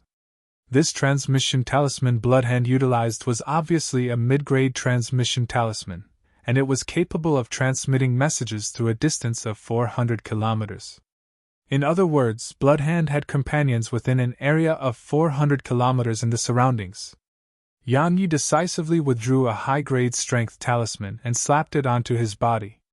After that, he withdrew the dagger before his right leg stomped swiftly at the ground, and then his figure shot out like a cannonball towards Bloodhand, who was sitting cross-legged on the ground. When he was only 10 m away from Bloodhand, he suddenly slashed the dagger in his hand at Blood Hand. Energy split sword technique! A golden strand of sword chi shot out explosively from the tip of the dagger in Yang Yi's hand. After he executed this strand of sword chi, Yang Yi didn't stop, and he successively executed another 2 strands of sword chi. Kid! Don't you dare! Blood Hand was horrified when he saw those 3 strands of sword chi that suddenly shot towards him. He stretched out his right hand and clenched it, causing a slightly thin blood shield to flash into appearance, and the blood shield had just appeared when a mouthful of blood sprayed from Blood Hand's mouth. Bang! The first strand of sword chi blasted onto the blood shield, and the shield shook slightly while Blood Hand, who sat behind the shield, spat out another mouthful of blood. When the second strand of sword chi blasted onto the blood shield, the already dim blood shield dispersed in the air with a bang. Blood Hand's pupils constricted into the shape of needles when he saw the blood shield vanish. Never had he imagined that this piece of trash at the mortal realm would actually be able to break through his blood shield. Even though he was exhausted, this fellow before him was only at the mortal realm, the mortal realm. Hiss! The golden strand of sword chi penetrated through Blood Hand's heavily wounded chest, and then a shrill and miserable cry resounded while Blood Hand was blasted flying. Moreover, right when Blood Hand was blasted flying, a figure appeared before him, and the dagger in the figure's hand swept towards Blood Hand's head. When he saw the dagger sweeping over, Blood Hand disregarded the injuries on his chest, and he clenched his right hand before swiftly smashing it at Yang Yi's dagger. Hiss! Yang Yi's dagger that was suffused with a golden glow sliced through Blood Hand's right hand as if was cutting through vegetables, and then it didn't slow down at all as it swept towards Blood Hand's neck. How could this? Blood Hand's eyes were opened wide and filled with disbelief. He wasn't even able to finish his last words when a head that carried a strand of black blood along with it was tossed into the sky. Yang Yi wouldn't give this fellow an explanation. After he sliced off Blood Hand's head, Yang Yi hurriedly put away the bloody blade that Blood Hand held in his right hand and the spatial ring Blood Hand had on his hand, and then he ran to the white-clothed woman that sat cross-legged on the ground. Gold element profound energy? A disciple of the sword sect? The white-clothed woman gazed at Yang Yi and was slightly shocked. She had clearly witnessed the entire process since Yang Yi attacked until the battle ended, and it was exactly because she had witnessed it clearly that she was slightly shocked.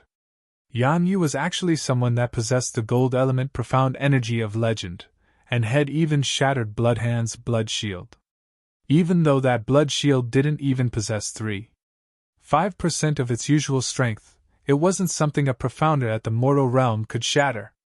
Yang Yi didn't answer the woman, and he said in a low voice, "That Blood Hand utilized a transmission talisman earlier, and his help is definitely rushing over right now. Can you still run?" The woman was stunned when she heard this, and then she shook her head and said, "No, that black blood seal was a type of forbidden technique amongst divine techniques. Presently, my cultivation has been sealed, and only by returning to the sword sect would I be able." "Forgive me!" Yang Yi interrupted the woman, and then, under the astounded gaze of the white-clothed woman, Yang Yi carried the woman up into his arms before he dashed swiftly towards the distance. He didn't dare to leave the woman here, because he would be finished if the woman exposed him as Blood Hand's murderer after Blood Hand's help arrived. Even though this woman before him didn't seem like such a person, Yang Yi didn't dare bet on it. Of course, he could deal with the woman with a swift slash to the throat, but he was truly unable to do it. Only attack when attacked, this was Yang Yi's principle in conducting himself. If Blood Hand didn't make a move against him, then he would have just fled and not risk his life to kill Blood Hand. As for rescuing the woman, besides being worried that the woman would give him away, it was also because the woman was from the sword sect. Having one more friend was better than having one more enemy. Moreover, in his opinion, it made no difference whether he fled alone or fled with her.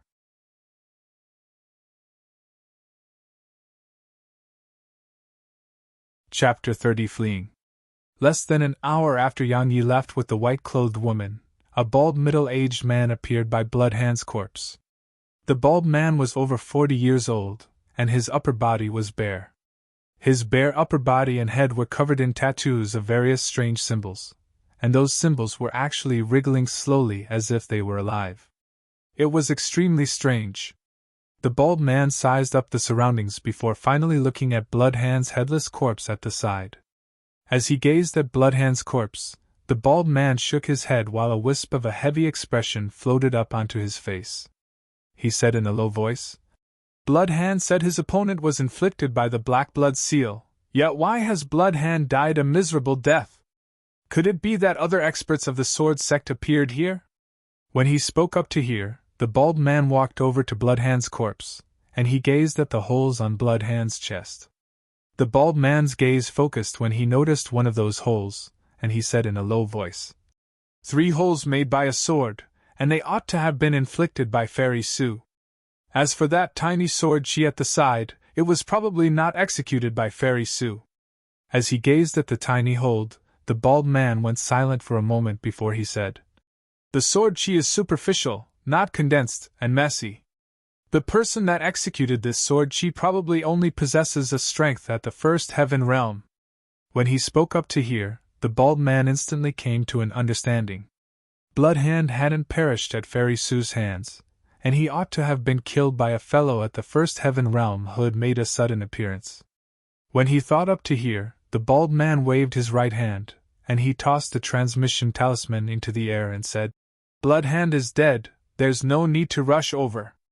Fairy Sue had already been inflicted by the Black Blood Seal, and she has completely lost her cultivation. This is an opportunity. Blood Bale and Blood Sickle, head to Snake Forest to block the way. All the others at the First Heaven Realm, stop everything you're doing for now and search Netherwolf Gorge and Death Abyss. She must not be allowed to return alive to the Sword Sect, otherwise my sect's plans will probably suffer some setbacks." As soon as he finished speaking, his figure flashed and transformed into a black shadow that flashed towards the distance. In the thick forest, Yan Yi carried the white-clothed woman on his back as he dashed swiftly like a madman. Even though the woman on his back was like a cushion of softness, Yan Yi couldn't be bothered to think about this as he was only thinking about how to survive now. Had killed a member of the Ghost Sect, and he didn't believe that they would let him go. Moreover, based on Bloodhand's strength, his help would definitely not be trash at all. Even if Bloodhand's help was trash, that person would definitely not be someone he could go against. However, he didn't regret his actions because Bloodhand wanted to kill him, so why couldn't he kill Bloodhand? "I sense an expert searching for us." At this moment, the woman's voice sounded out from behind him. "You've recovered your strength?" Yan Yi was delighted in his heart. Had carried the woman and fled because he was betting on the woman being able to recover her strength, or if she had some help. After all, the Sword Sect was so close to here, and she ought to have already utilized some sort of secret technique to call for help. "No," the woman said indifferently. "The Black Blood Seal is a divine technique, and it was executed by Bloodhand after paying an extremely high price. I'm utterly unable to recover without any external help. The reason I was able to sense this was because of my divine sense. Even though my strength had been sealed up, my divine sense is still working as normal." Yan Yi's heart sank when he heard this, and then he said, "Have you called for help?" "No." "Why?" Yan Yi almost fell straight to the ground. He originally thought that Shed already called for help, so even though he was slightly anxious, it wasn't to the extent that he would be terrified. But now, "My entire cultivation is sealed, so how would I execute a secret technique to notify the Sword Sect?" When he heard this, Yan Yi hurriedly said, "Use a transmission talisman. Didn't Bloodhand utilize one? I don't have one." Yan Yi was speechless. He suddenly stopped moving, and then he flashed towards a different direction. When she noticed Yan Yi was remaining silent, the woman said flatly, "Are you regretting taking me with you?" "Slightly," Yan Yi replied honestly. "Put me down here and flee on your own. Perhaps you'll have a slight chance then." Yan Yi was slightly tempted when he heard this, but he shook his head right after that. If she didn't die after he left her here, then with this woman's strength and status in the Sword Sect, it would be he who would die. Moreover, He didn't believe that the members of the ghost sect would let him go. After all, had killed someone from their sect that seemed to possess a high status. They won't let me go. So, you'll suffer endless troubles if you bring me along with you. Yan Yi laughed bitterly and said, After I leave you here and they kill you, would they just forget it, and not come looking for trouble with me? The woman said, Even though I don't know the exact cultivation of Bloodhand's help, it probably isn't too difficult for that person to perceive that Bloodhand hadn't died at my hand. Moreover, I've completely lost my cultivation, so it would be absolutely impossible for me to get so far. Perhaps, they're already aware right now that someone brought me along and fled, and with the ruthless methods of the ghost sect, they wouldn't spare your life. Exactly. Yan Yi laughed bitterly and said, Since they won't spare me, then bringing you along or leaving you behind makes no difference at all. Moreover, I feel slightly safer with you by my side. He was telling the truth. The woman's strength was something Head witnessed with his own 2 eyes, and if she hadn't been careless, then how could he have the chance to take advantage of the situation and finish Bloodhand off? Perhaps there might still be a chance to turn the situation around with such an expert by his side. But no matter what, Head bet on her this time. The woman went silent for a short moment and said, Why aren't you running towards Snake Forest and have changed directions instead? You ought to be clearly aware that we'll only have a chance at survival once we return to the Sword Sect. If you were Bloodhand's help, what would be the first thing you thought of? The woman went silent. If she was Bloodhand's help, she would definitely stop the 2 of them on their path back to the sect. When she thought up to here, the woman lowered her head to glance at Yan Yi, and her eyes revealed a wisp of praise.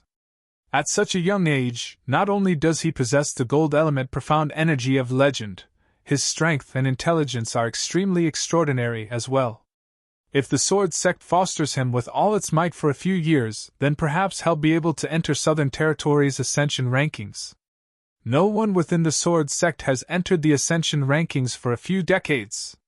At this moment, Yan Yi really wished he had the little fellow's ability. If he possessed the little fellow's speed, then would he even be afraid of the useless ghost sect's pursuit? After dashing madly for almost 4 hours, Yan Yi was finally slightly exhausted, and he brought the white-clothed woman along to hide within a thick tree. As he gazed at the woman's exquisite and flawless face, Yan Yi's heartbeat betrayed him and sped up. He forcefully suppressed that sort of strange feeling in his heart and said in a low voice, Continuing to run like this without any objective will get us nowhere. Once this goes on for long, we'll definitely be captured. Do you have any ideas? No. The woman's words were simple and direct. Yan Yi's face twitched, and he was almost angered to the point of spitting blood. He said, Please, your strength is so formidable, yet could it be that you don't have any thoughts or ideas? The woman glanced indifferently at Yan Yi and said, Take me back to the Sword Sect, and then I'll bring others with me to annihilate them. That's all I can come up with. Yan Yi was speechless, and he thought in his heart, I want to bring you back to the Sword Sect as well. But is that even possible? There are definitely experts waiting on the way back to the Sword Sect, and we'll be giving our lives away by going there. You possess 5-element profound energy. Why haven't I heard of your name in the Sword Sect? The woman revealed a wisp of curiosity and interest from her eyes. Am a labor disciple. Yan Yi had an energy stone in his hand and was absorbing the energy within it, and he answered casually when he heard the woman's question. A labor disciple? The woman's beautiful brows knit together as she said, How could that be possible? Even though your cultivation is low, your strength isn't low at all. Moreover, you possess gold element profound energy. How could you possibly be a labor disciple? Is it a huge glory to be a labor disciple? Do I have any reason to pretend to be one? Yan Yi spoke angrily. Because at this moment, this woman before him actually had the mood to discuss these random questions with him. Could it be that she doesn't know there are one or even a few formidable fellows pursuing us? The woman went silent for a short while, and then she seemed to have thought of something. Her beautiful face turned cold as she said, If an outer court elder of the Sword Sect is trying to suppress your growth, then don't worry. If we're able to return, I'll personally investigate this matter, and no matter who it was, I'll absolutely not forgive anyone that dares to try and suppress a genius with potential. Yang Yi was shocked in his heart. This woman's status in the sword sect is absolutely not low. Right when he was about to ask about her background, the woman suddenly turned to look towards the distance before she said in a low voice, "More than one First Heaven Realm experts are coming towards us, and they're from the Ghost Sect." Yang Yi swiftly stood up when he heard this, and he didn't hesitate at all to carry the woman on his back. After that, he leaped down from the tree and flashed towards the distance. As he ran madly, Yang Yi asked, "If I have a transmission talisman, would you be able to utilize it to notify the experts of the sword sect?" The woman was stunned, and then she said, "Yes. However, it has to at least be a mid-grade talisman. Do you have one?" "Not for now." The woman.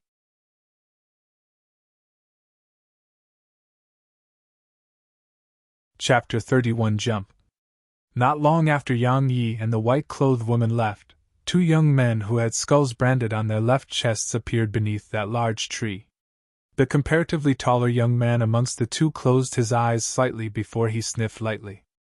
After a short moment, he opened his eyes and said, "The smell of humans lingers here. Fairy Sue and that man who brought her along with him as he fled have definitely been here." When he heard this, the shorted man behind him revealed a lusty glow in his eyes and said, "Xiaozi, I heard that Fairy Sue's beauty is peerless. Now that she has been inflicted by the Black Blood Seal, it means she doesn't possess any strength at all, right?" Xiaozi frowned and said, "Haizi, put those dirty thoughts of yours away. Even if her cultivation has been sealed, an expert of such level definitely possesses other methods to protect herself.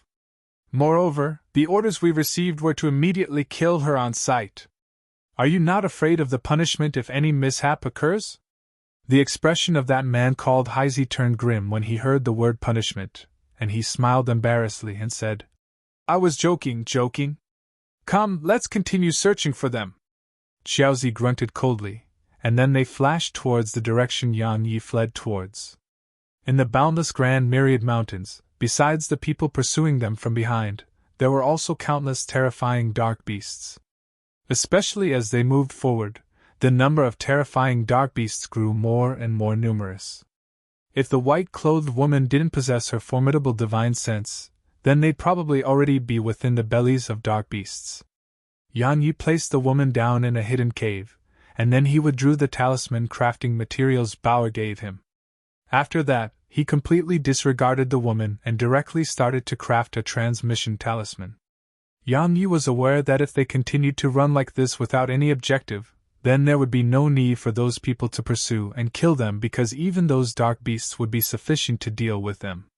Now, he could only craft a transmission talisman and ask the woman to call for help, otherwise, they would definitely die. When she saw Yang Yi holding a talisman brush and drawing on the empty paper, the white-clothed woman's eyes lit up, and she walked over slowly to Yang Yi. When she saw that golden profound energy was twisting about like lines on the paper, she was shocked in her heart and asked unconsciously, "You're a talisman master?" When he heard the woman, Yang Yi's hand trembled, causing the line to slant, and then all the lines on the entire talisman twisted into a bunch. It had turned into trash. Yang Yi raised his head to look at the woman and said angrily, "Don't you know that you shouldn't disturb someone while he's crafting talismans?" As soon as he finished speaking, he withdrew another empty talisman paper and started drawing again. When she heard Yang Yi's practically criticizing words, the woman didn't get infuriated, and she became even more interested instead. Her tender eyes stared at the blank talisman paper because it was very rare to have a chance to watch one craft a talisman at such a close distance. Yang Yi held the talisman brush and carefully drew on the paper, and he didn't even dare take a deep breath. However, no matter how careful he was, the second talisman had still failed. Had never crafted a transmission talisman, so he couldn't help but be slightly nervous. Moreover, when he thought about how numerous First Heaven Realm experts were pursuing him out there, his heart was unable to calm down. The white-clothed woman was slightly disappointed when she saw that talisman fail, but this disappointment only appeared for an instant. She gazed at Yang Yi and said, "You have to calm your heart down, otherwise it's impossible for you to craft a transmission talisman. You have sufficient time and you don't have to hurry because those first heaven realm experts outside seem to have gone the wrong way, and they seem to have headed towards the other way. Yang Yi felt relaxed in his heart upon hearing this, and then he nodded. After a short moment, when he felt that his heart had calmed down, Yang Yi held the brush before gradually starting to draw on the blank talisman paper. After around an hour of time, Yang Yi lifted his brush and sat on the floor while gasping for breath. He said, "This talisman really is difficult to draw. Fortunately, I've succeeded." As she gazed at the strange and lifelike diagram on the talisman, a wisp of happiness flashed past the woman's eyes, and when she discerned the quality of the talisman clearly, undisguised shock appeared in the woman's eyes. "It's actually a high-grade talisman." Even though she wasn't a talisman master, she knew what a high-grade talisman represented. Could it be that this young man is an Earth talisman master? The white-clothed woman shook her head and stopped thinking about this. She picked up the talisman from the stone and tossed it into the air. When she saw it vanish in the air, she turned around to look at Yang Yi before she said, "Let's flee quickly, otherwise it'll be too late." What? Yang Yi was puzzled. 2 First Heaven Realm experts are only less than 5 kilometers away from here, and they're rushing towards here at high speed. Didn't you say that they ran the other way? I lied to you. Yang Yi was speechless, and he stopped wasting his time. He carried the woman on his back and left the cave before running towards Death Abyss. Around how long will it be before the experts of the Sword Sect will be able to arrive? Yang Yi asked in a low voice. Around 2 hours. Yang Yi heaved a sigh of relief in his heart when he heard this. Luckily, if it's only 2 hours, then we ought to be able to persist until then. However, what the woman said next caused that sigh of relief he just heaved to return right back into him because he heard the woman say, "A spirit realm expert is rushing towards here, and his strength is on par with that blood hand." Yang Yi's heart instantly went almost completely cold. On par with blood hand? What sort of notion was that? It meant that if that expert wanted to kill him, the expert merely had to tap his finger lightly. What should I do? I'll definitely be unable to fight him. Surrender? Even if I'm willing to do it, would they be willing to accept it? I only have a single path left, and that's to run. Run like my life depends on it. Head to Death Mountain Range's Death Abyss. The woman spoke in a low voice. Yang Yi didn't hesitate, and immediately dashed towards Death Mountain Range at full speed. This was an extremely precipitous mountain range. The mountain range wasn't high, yet it was extremely long and wide. It continued on for a few thousands of kilometers, and it was like the body of a colossal dragon. This was Death Mountain Range. Entering this mountain range was equivalent to truly entering the Grand Myriad Mountains. It could be said to be a barrier in the Grand Myriad Mountains, however.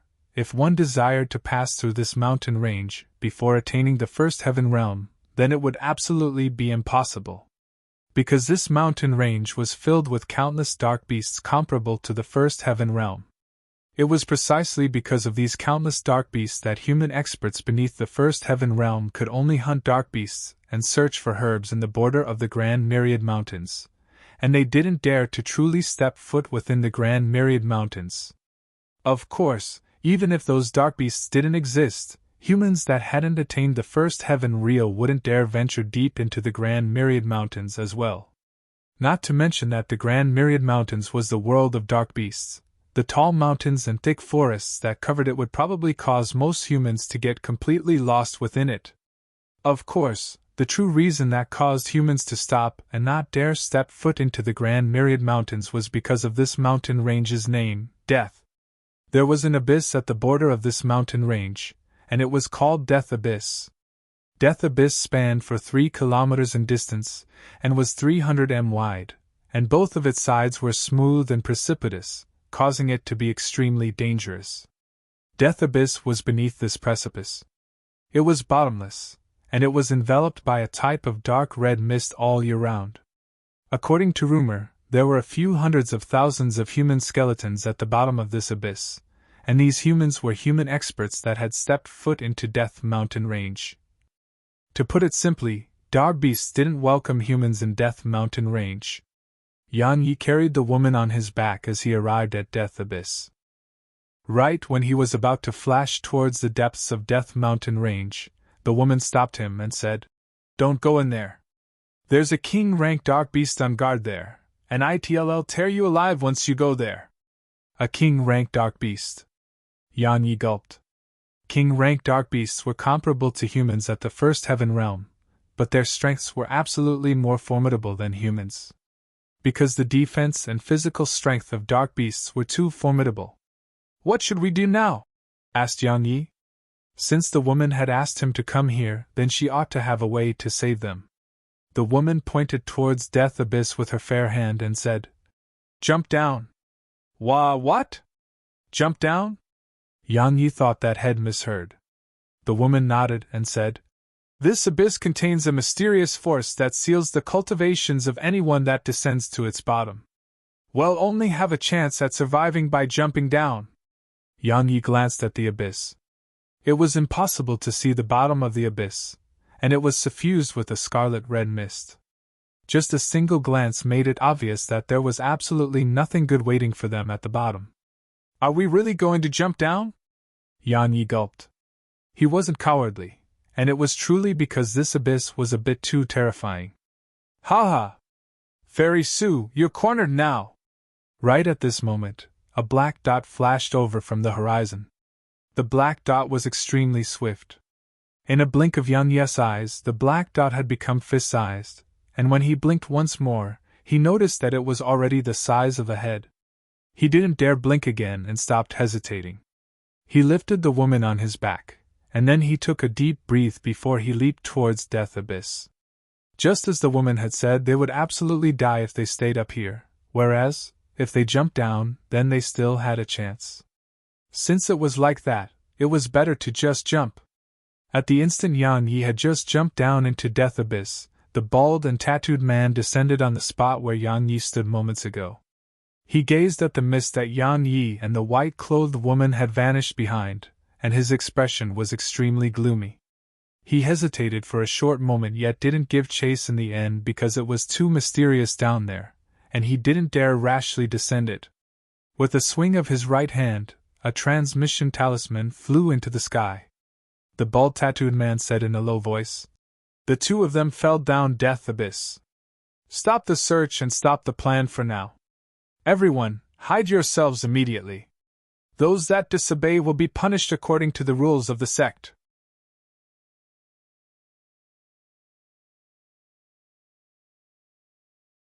Chapter 32 Beauty in His Embrace. Yan Yi held the white-clothed woman tightly. Because the speed of their descent was too swift, the wind pressure that arose from this caused Yan Yi's face to hurt slightly. On the other hand, the woman in his embrace was in a much better state. Even though her countenance was pale, she was extremely composed as if they weren't falling off a cliff. The woman's beautiful brows knit together tightly as she gazed at Yan Yi, who had his eyes closed tightly. At this moment, both of them were hugging tightly together.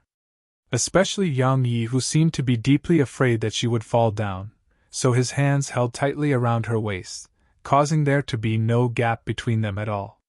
Even though it was a special situation right now, she was still slightly unaccustomed to it. As for Yan Yi, even though there was a beauty in his embrace, how could he have any moon to think about all of this? He just hoped they would reach the bottom sooner because, with the strength of his body, a height of 300 meters would probably be unable to make him fall to his death. At most, the bones in his entire body would fall apart. After an unknown period of time, Yan Yi opened his eyes, and he noticed that the two of them were still falling without and hadn't reached the bottom, causing a strand of terror and panic to instantly creep out from his heart. "What shall we do?" Yan Yi was helpless, and he could only entrust his hopes to the woman. Since she had asked him to jump down, she ought to have a way. Otherwise, if they arrived at the bottom now, then they would definitely become a pile of mush. Or at the very most, only his corpse would be slightly more intact. "I don't know." The woman glanced at Yan Yi and spoke indifferently. "How could you not know? How can you not know? You asked me to jump down." Yan Yi was instantly infuriated. The woman in his embrace was truly too irresponsible. She'd asked him to jump down, yet just skipped over it by saying I don't know. This was like treating the lives of others with utter disregard. If you were up there, you'd already be dead now. At the very least, you're still alive now. The woman glanced indifferently at Yan Yi, and then she turned her head and refused to look at Yan Yi anymore. Yan Yi was speechless. Even though these words were sheer nonsense, he had to admit that what she said made sense. Yan Yi took a deep breath and worked hard to calm himself down. I absolutely can't die. If I die, then what would Mother and little Yao do? Who would protect them? Think of a way, think of a way. What's going on? Suddenly Yan Yi's eyes opened wide, and he said, Why is the profound energy within my body vanishing? It's already gone. The woman said indifferently. There's a mysterious force within Death Abyss. All those who descend it will lose their cultivations and become an ordinary person. Since the profound energy in your body has vanished now, then it means we're about to arrive at the bottom. When she spoke up to hear, the woman turned to glance at Yan Yi and said, I never imagined that I would actually die here with you today. You knew that we would die after jumping down here, right? Yan Yi spoke in a low voice. The corners of the woman's mouth curved up slightly to form a wisp of a beautiful smile, and she said, You've only realized now? If we died up there, then you ought to be clearly aware of what would await me, right? Of course, it wouldn't be very good for you as well. The ghost sect has a secret technique called the soul restraint technique. They'll restrain our souls and make us into their slaves. At that time, we'll never be able to be reincarnated. Then I should thank you, huh? Yan Yi ridiculed. This woman fought Blood Hand from the ghost sect and caused an innocent bystander like him to be implicated. Originally, they could have fled from the ghost sect's pursuit, yet had never expected that she would actually court Death and ask him to jump down Death Abyss. Even though he knew that it was mostly not this woman's fault, but he was still displeased. The woman smiled, and she didn't say anything. She was able to understand the feelings of this man because no one would be in a good mood after being dragged into trouble by others.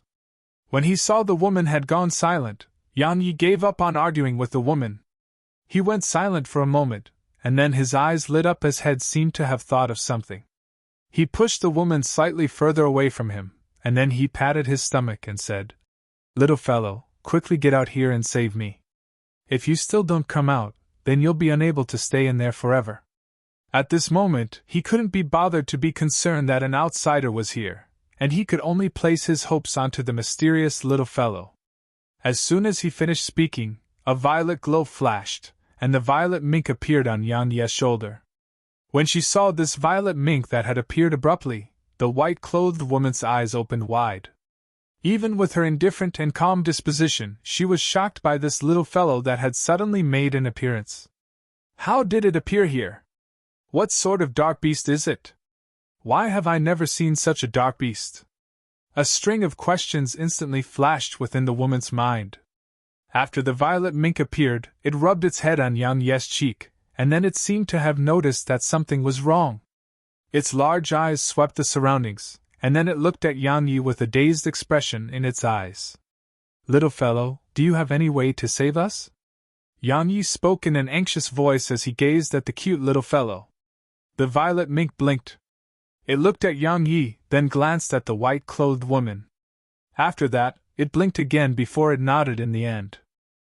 Yan Yi instantly heaved a sigh of relief when he saw the little fellow nod. At this moment, he wished for nothing more than to hug and kiss the little fellow. This little fellow is truly too cute. The violet mink aimed its claws at Yan Yi and the white-clothed woman, and then it waved its claws a few times in the air. Instantly, a violet light barrier enveloped Yan Yi and the white-clothed woman, and after the violet light barrier appeared, the speed of Yan Yi and the woman's descent instantly slowed down. Yan Yi was delighted in his heart when he sensed their speed of descent had slowed down, and his eyes glowed as he gazed at the violet mink. I truly picked up a treasure. This little fellow is definitely a huge treasure. Not only is it able to subdue dark beasts, it even possesses such ability. It's truly an enormous treasure. The white-clothed woman was extremely shocked in her heart. She turned to glance at Yang Yi, and she felt that she was slightly unable to see through this man. First, he possessed 5-element profound energy, then he was a talisman master. Now, he actually summoned a dark beast, and this dark beast was even so mysterious to the point that even she'd never seen it in her lifetime. Is he really a labor disciple? The white-clothed woman had deep doubt. After it formed a violet light barrier for Yan Yi and the woman, the little fellow entered into Yan Yi's vortex dantian, and this caused the white-clothed woman to be extremely shocked in her heart. Where did it go? She couldn't restrain her curiosity and asked about it. Yan Yi glanced at the white-clothed woman and said, "It's a secret." The vortex dantian was a secret, the little fellow was a secret as well, and he didn't want others to know about these two secrets. Especially this woman that possessed formidable strength. Because if she intended to dissect him and study the vortex dantian after she recovered her strength, then it would be a tragedy for him. "Oh," said the woman. After that, she was extremely sensible and stopped asking about it because everyone had secrets, and she understood this. After there was no need to worry about falling and being transformed into mush, Yan Yi's mind became active. Because the soft body of a beauty was in his embrace, and he was a normal man, so he very naturally showed certain normal reactions. The woman in his embrace was extremely beautiful, and she could be said to be the most beautiful woman Yan Yi had seen in his lifetime. In the past, if he saw such a beautiful woman that possessed such formidable strength, he would definitely not offend her. It wasn't because he felt a sense of inferiority, but he knew his own limitations. Women like this were extremely ambitious and proud, and if an ordinary man set his sights on her, then that person would undoubtedly be asking to be humiliated. Just like this very moment. Even if the woman had lost her cultivation, the seemingly innate pride she possessed was still extremely obvious. Even though the woman didn't display it intentionally, she really did possess it. For example, since the moment she'd lost her cultivation until now, she'd never asked him for anything. Yan Yi felt that she was an extremely proud woman. If it was at any ordinary time, Yan Yi would definitely not place his thoughts on this woman. However, at this moment, they were embraced tightly together. Even though he didn't have any perverted thoughts, his body did. As if she'd sensed the unusualness in Yan Yi's body, the woman's beautiful face turned cold, and she gazed at Yan Yi as she said in a deep voice, "Do you want to die?" Even though it was only a sentence, the woman emanated an imposing and mighty aura that didn't seem indignant as she spoke, and killing intent was faintly emanated from it. When he sensed the killing intent emanated from the woman, Yan Yi felt his scalp go slightly numb, and he hurriedly shook his head and said, "Don't act impulsively. I don't have any intention to disrespect you. The reason it's like this is that it's entirely a natural reaction. It really is a natural reaction. We're on the same boat now, and we should work together with each other. We absolutely can't fall into conflict with each other." The woman didn't speak, and she just stared at Yan Yi. Yan Yi smiled embarrassedly and continued, "Our fate is still unknown now, so how could I possibly have such thoughts? It's true, I didn't do this intentionally, and it's my boat's own natural reaction. You ought to be aware of it." Yan Yi had no choice but to guarantee all of this. Even though this woman had lost her cultivation, Yan Yi didn't dare guarantee that she didn't possess any trump cards. Moreover, just as he said, they were both on the same boat, and they shouldn't fall into internal strife because of a tiny misunderstanding. The woman gazed at Yan Yi for a short moment, and then she turned around and looked towards a different direction because she seemed to feel that Yan Yi was telling the truth. Yan Yi heaved a sigh of relief when he saw this. This woman's cultivation has been sealed, yet her gaze and imposing aura are actually so sharp. As expected of an expert. With that embarrassing scene from before, both of them didn't speak another word, and only the sound of breathing resounded, causing the atmosphere within the violet light barrier to instantly become slightly heavy. After an unknown period of time, Yan Yi suddenly opened his eyes, and his eyes contained extremely obvious excitement and delight. Because his legs had touched solid ground. They'd arrived at the bottom. Meanwhile, the white-clothed woman opened her eyes as well. Both of them exchanged glances before their gazes immediately separated, and their gazes shot through the violet light barrier and towards the distance. After they saw the scene in the distance and beneath their feet clearly, their expressions instantly became solemn. What did they see?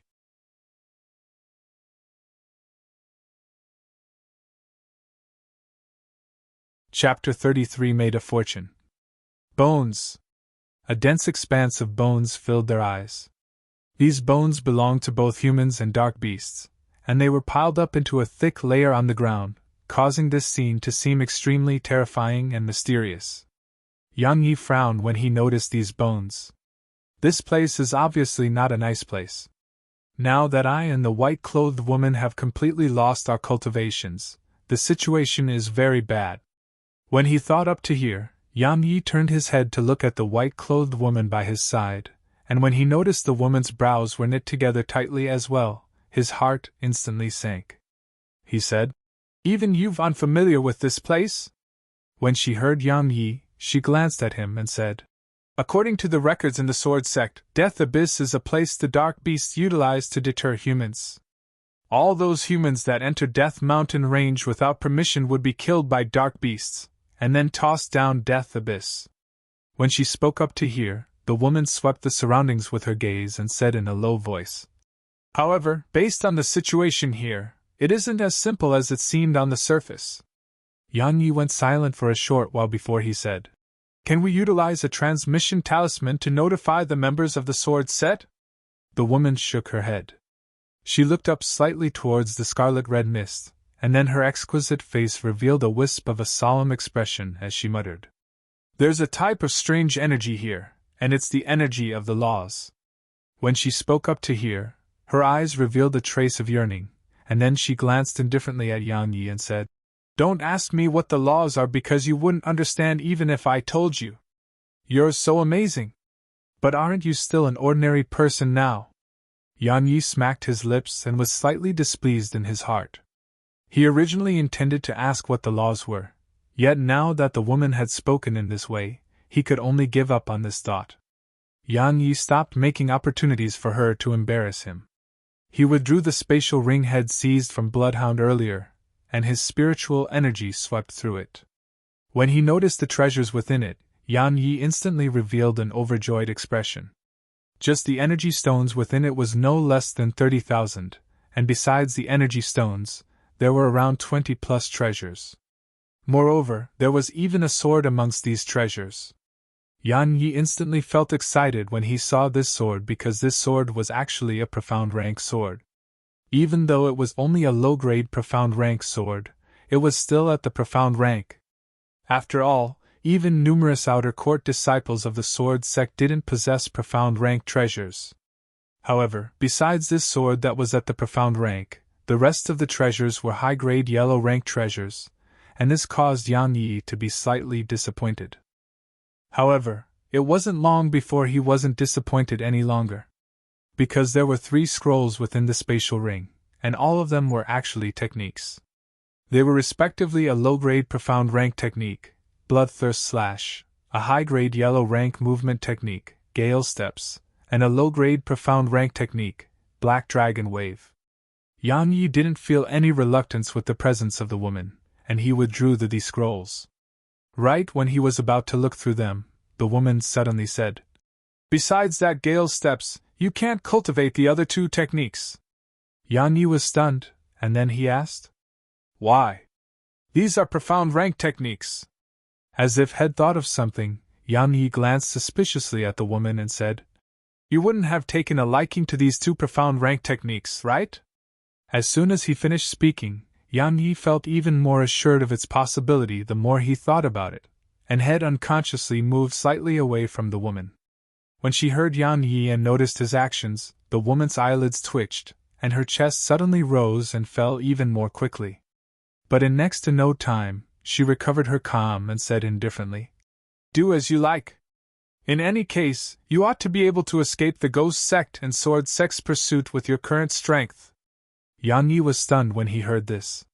He could understand encountering the pursuit of the Ghost Sect, but why would the sword sect want to pursue him as well? When he noticed that the woman didn't seem to be lying, Yan Yi hesitated for a moment and said, "It's only too low-grade profound rank. Is there any need for that?" The woman originally didn't intend to speak with Yan Yi. However, when she thought of how Yan Yi was a disciple of the sword sect, and it was very likely that he would become the leading figure of the sword sect's future generation, she didn't want Yan Yi to fall into the wrong path. She went silent for a short while before she said, "The sword sect and the ghost sect are bitter enemies. So long as the members of the sects encounter each other, then they would usually enter into battle. If you cultivate the techniques of the ghost sect, then the disciples of the sword sect and ghost sect would definitely not let you off, and the ghost sect wouldn't allow a member of the sword sect to cultivate their techniques. Most importantly, Bloodhand's techniques require blood as a medium, and you'll be utterly unable to cultivate its basics without killing around 10,000 people." Kill around 10,000 people? Yan Yi was slightly doubtful, so he opened the scroll and scanned through it. After he finished looking through the introductions of the two techniques, he couldn't help but laugh bitterly.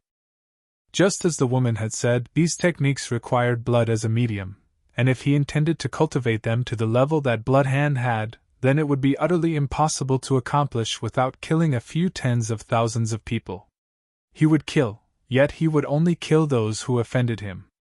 As for killing to cultivate, he was unable to bring himself to do it. In the end, Yan Yi gave up on these two techniques. On one hand, it was because he wasn't able to get himself to kill so many people, and on the other hand, he would probably really suffer the pursuit of both sects once he cultivated it. Even though profound rank techniques were great, his life was even more important. When she noticed Yan Yi's reluctant and unwilling expression, the woman grunted coldly and said, "It's just two techniques. Do you have to be so reluctant? It isn't like my sword sect doesn't have any good techniques." When he heard this, Yan Yi was infuriated and said, "Can you not criticize? Do you know what I've cultivated? I've cultivated the sword sect's basic cultivation technique and basic sword technique. The best technique I have, the energy split sword technique, was something I only obtained by luck, and it was the type that was copied by hand and didn't contain any annotations. Do you think it's easy for me?" When she saw Yang Yi seem like an enraged bull, the woman ridiculed and said, "Isn't it just techniques?" As she spoke, her wrist flipped, and she tossed a scroll to Yang Yi as she said, "This is a mid-grade profound rank technique, Sword Chi Finger. When cultivated to an advanced state, the Sword Chi will be endless so long as profound energy remains." Yang Yi flushed red when the woman exposed him, yet he was extremely excited in his heart. Because this Sword Chi Finger was probably that technique the woman had utilized against Bloodhand during their final clash. When he thought of the Sword Chi that covered the sky, Yang Yi was extremely excited, and he said, "Mid-grade profound rank. I have a profound rank technique as well." How could he not be excited? Even outer court elders like Elder Qian didn't possess mid-grade profound rank techniques. Yan Yi's eyes lit up when he unfolded the scroll and took a look. He raised his eyes to look at the woman and said, "Are these annotations yours?" The woman glanced at Yang Yi yet didn't speak a word. Yang Yi didn't get angry from this. He smiled and said, "Thank you." These words were heartfelt and sincere. Because profound rank techniques were extremely precious, yet this woman hadn't hesitated to give it to him. Moreover, it was a technique that contained annotations. In other words, when he cultivated this technique in the future, he would definitely be able to obtain twice the results with half the effort. "Take it as my repayment for saving me." The woman spoke indifferently, and then she seemed to have thought of something and said, "Don't utilize that bloody blade of Bloodhand's." Yang Yi was stunned when he heard this. "I'd almost forgotten that bloody blade." With a flip of his wrist, the bloody blade appeared in his hand. As soon as it appeared, a strand of the pungent stench of blood assaulted him. Yang Yi frowned, and he forcefully endured that stench of blood as he looked carefully at it. The bloody blade in his hand was over a meter in length and around 5 fingers wide, and numerous skulls were inscribed on the handle. The blade was scarlet red in color as if it was forged from fresh blood, and when he scanned it carefully, Yang Yi realized that red liquid was actually flowing within this blade. That's a mid-grade profound rank treasure. The woman gazed at the bloody blade in Yan Ye's hand, and she said in a low voice, "This is a treasure that can grow. Based on its current state, it ought to be able to advance into the top grade of the profound rank after drinking the blood of a few tens of thousands of people." Mid-grade profound rank? Yan Ye's eyes lit up. What a treasure! Even though one's cultivation realm was important in battle, techniques and treasures were similarly important. When she saw Yan Ye's eyes light up, the woman said in a low voice, "This bloody blade has killed countless disciples of my sword sect, so it'll definitely kill you if you utilize it." Yan Ye's smile was instantly restrained when he heard this, and he said, "Are you threatening me?" His principle was that if others respected him, then he would respect others, and if others threatened him, then no matter who it was, he would take that person to be an enemy. So what if I am? So what if I'm not? The woman gazed at Yan Yi as she spoke calmly. Yan Yi put the bloody blade away and said, "If you are, then we're enemies, and I'll show no mercy to my enemies. Even if that enemy is a beauty or a disciple of the sword sect." As he finished speaking, Yan Yi had already aroused killing intent. There were many reasons for him to not kill the woman, but the reasons to kill her outweighed them. For example, the woman knew some of his secrets, and just this alone was sufficient reason for him to kill her. Not to mention that Shet even threatened him. "You want to kill me?" The white-clothed woman revealed a teasing smile.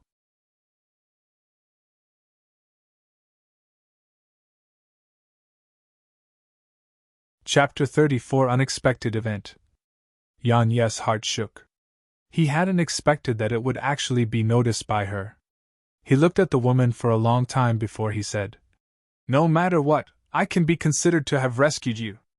You don't deny that, right? You rescued me." The woman didn't deny it. Yan Yi continued and said, "I don't have the extravagant hopes that you would feel grateful, but I don't hope that someone I rescued is ungrateful. Your status in the sword sect isn't low, and your strength is extremely formidable. Your likes and your principles in doing things are all your problems, whereas, I don't need anyone to tell me how to act or what I should do." It wasn't that he didn't want to make a move against her, but he gave up when he noticed her teasing smile. Yan Yi didn't believe that an expert of the woman's level didn't possess any life-saving abilities. Moreover, they were currently in a hopeless situation, and he didn't want to arouse internal strife between them. The woman went silent for a short while before she said, "You're a disciple of the sword sect, so it isn't good for you to utilize a treasure from the ghost sect that's covered in the blood of the sword sect's disciples." Yang Yi said, "I'm not a disciple of the sword sect. I'm just a labor disciple, and a labor disciple isn't considered as a disciple of the sword sect." "What do you mean by that?" The woman looked at Yang Yi and said in a low voice. Yang Yi said, "Nothing much. I just don't want others to tell me what to do. Of course, if you don't like that, then I'll return to the Grand Qin Empire once we leave this place. At any rate, I'm a talisman master, and I don't have to worry about my future." He didn't want to leave the sword sect because he wanted to take vent his rage. Moreover, if he had a sect as his backing, then he would have a safeguard when he roamed the world in the future. However, if this woman before him was petty and caused trouble for him after they left, then he would have no choice but to leave. "The punishment for betraying the sect is death." The woman spoke in a low voice. Yang Yi shook his head and said, "According to my knowledge, labor disciples are only people the sword sect recruited from the mortal world to clean the sect, and the names of labor disciples aren't recorded in the sword sect's name register. In other words, I'm not a disciple of the sword sect. Since I'm not a disciple of the sword sect, then how could I betray it?" The woman went silent. If it was any other person, and even if it was one of those extraordinary geniuses on the outer court rankings that spoke these words, she would laugh with disdain and ridicule. However, this man called Yang Yi was different. He possessed gold element profound energy, and was a talisman master. Moreover, his strength was the strongest amongst the experts of the mortal realm that she'd seen in her lifetime. If such a disciple left the sword sect, it would be the sword sect's loss. When she thought up to here, the woman said, I don't have any interest to care about your private affairs. If you're not afraid of the ghost sect chasing after you, then use that bloody blade. Yan Yi revealed a smile when he saw the woman make a compromise, and he said, I never intended to utilize this bloody blade. I cultivate sword skills, so how could I possibly utilize a blade? When she heard him, the woman came to an understanding. This fellow at the mortal realm had aroused killing intent towards her and spoken about leaving the sect because she had threatened him. When she thought up to here, the woman gazed at Yan Yi and said in her heart, I never expected that a profounder at the mortal realm would actually possess such an unyielding character and resolution. I really underestimated him just now. After dealing with the conflict between them, Yan Yi sized up the surroundings. Perhaps it was because it was almost night, the visibility in the surroundings had lowered continuously. Of course, even if it was daytime, their field of vision wouldn't reach more than a distance of 100 steps while the red-colored mist was present here. It definitely won't work out if we just sit here doing nothing. Do you have any ideas? Asked Yan Yi. No. The woman's answer was extremely direct. Yan Yi had never placed any hope that she would have an idea. He walked towards the south, yet he noticed mist still covered the area in front of him, while the ground was still covered in bones. He stopped moving, and then he walked back to where he started from and said, We don't have food here, nor do we have water. We'll definitely be transformed into a member of the skeletons in the surroundings if this goes on. Even though both of them were profounders, they still had to eat and drink.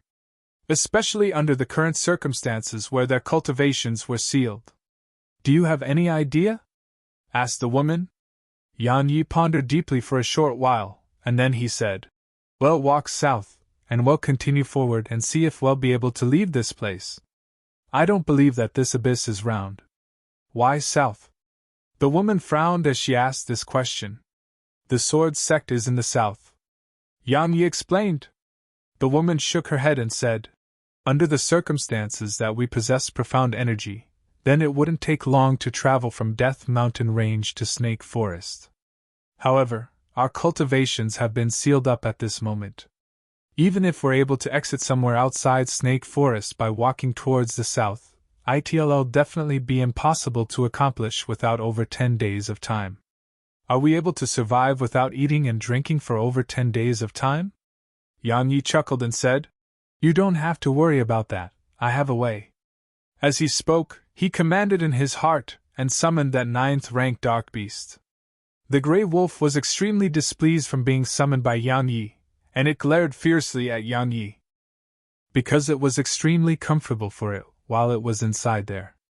The white-clothed woman was shocked when she saw a 9th-rank dark beast appear. She glanced at the dark beast before she glanced deeply at Yan Yi.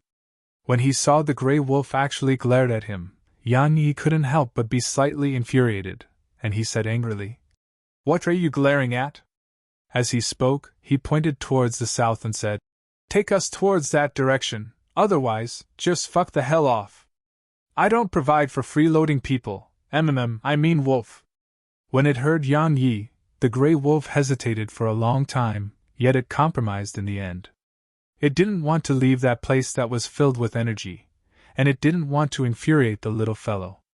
When he saw the Grey Wolf compromise, Yan Yi leaped up onto the Grey Wolf's back, and then he looked at the woman and said, Come on up. We don't have to walk ourselves with it here. The woman glanced at the Grey Wolf, and then she leaped up to descend behind Yan Yi. Shed descended slightly far away from Yan Yi, and this caused Yan Yi to be slightly disappointed. Had originally intended to make the woman sit before him, and then embrace the woman as he urged the wolf to dash forward swiftly. Unfortunately, this plan died before it could even be executed. He patted the Grey Wolf, and it understood what he meant. Swoosh! It transformed into a grey shadow that charged forward. The Grey Wolf dashed swiftly for around 2 hours. All along the way, the ground was completely covered in bones. This caused the expressions of Yan Yi and the woman to become heavy. With the Grey Wolf's speed, it was able to cover a distance of over 150 kilometers in 2 hours. However, this distance of over 150 kilometers was covered in bones. This caused both of them to be shocked in their hearts, and they wondered exactly how many lives were buried here. Moreover, this was far from the end of it. After the gray wolf dashed swiftly for another hour, the sky had already turned completely dark, and it was an expanse of pitch-black darkness ahead of them. Yan Yi was helpless towards this, and he could only ask the gray wolf to stop. He withdrew a moonlight stone, and his brows knit together tightly as he looked ahead. This death abyss was too mysterious. The ground all along the way was covered in bones, and there was even that red mist, causing it to be fully covered in a mysterious aura. Even if besides the bones and mist they saw all along the way, nothing that was a threat to them had appeared, but Yan Yi kept having the feeling that something bad was about to occur. Meanwhile, the woman suddenly asked, "How did you subdue this 9th-rank dark beast?" She was very bewildered by this matter. After all, dark beasts didn't have a good impression of humans at all, and it was practically impossible to make them submit to a human. Yet Yan Yi actually possessed 2 dark beasts, and both these dark beasts obeyed his every word. If she hadn't witnessed it with her own 2 eyes, she would definitely not believe it. Charm. When I met it in Netherwolf Gorge, it was subdued by my charm. After that, it refused to leave me. Just like this, it became attached to me. Yan Yi sized up the surroundings as he casually made up an excuse. Do I look very stupid? The woman spoke in a flat voice. Yan Yi said, I think you should be concerned about how we leave this place, and not about why this gray wolf is following by my side. Your strength is so formidable, and your knowledge is so vast, so could it be that you have no ideas at all? Or no thoughts about all of this at all? Could it be that you're really unafraid of death? I don't have any ideas. And I don't have any thoughts as well. Are you really not afraid of death? Yan Yi gazed at the woman as he asked this question. All along the way, their path was filled with danger, yet this woman hadn't shown even a trace of nervousness or fear. Even if it was at the moment that they were falling down the abyss, the woman was still calm and composed. Needless to say, he really felt slight admiration towards her. The disciples of the sword sect can die, but they can have fear in their hearts. The woman seemed to be guiding Yan Yi. Yan Yi rolled his eyes and said, If you want to say that I'm afraid of death, then be frank about it. You aren't afraid of death. Why? Yan Yi asked curiously. The woman glanced indifferently at Yan Yi and said, If you were afraid of death, then you wouldn't have made a move to kill Bloodhand. If you were afraid of death, then you wouldn't have brought me along as you fled. This character and disposition of yours are very suitable to cultivate in the path of the sword. As she finished speaking, the woman's eyes actually revealed a trace of praise. Squawk! Right when Yan Yi was about to say something, a sharp and ear-piercing cry suddenly resounded above them. Along with this first cry, the second and third cry resounded in succession, and it wasn't long before sharp and ear-piercing cries resounded throughout the surroundings. Yan Yi's expression changed rapidly when he heard these cries, and then he gazed up into the sky. The sky was covered in numerous pairs of green dots of light. Even though he was unable to see the appearance of these dark beasts clearly, Yan Yi knew that these green dots of light were definitely the eyes of those dark beasts. As for the 9th-rank gray wolf, it revealed a terrified expression instead, and its body shivered while it lay down on the ground and refused to move. If it had a pack of wolves with it, then it wouldn't be afraid of these dark beasts that were of lower rank than it. However, the problem was that it was in their territory, so it could only wait for death to arrive. 8th-rank dark beasts, nightbirds. They lay dormant at day and emerge at night, and they like to move in groups. Their favorite food is human brains. I never expected that such dark beasts were actually living within Death Abyss. The white-clothed woman muttered while she gazed at the dense green dots of light in the sky. Can you talk about the method for us to survive?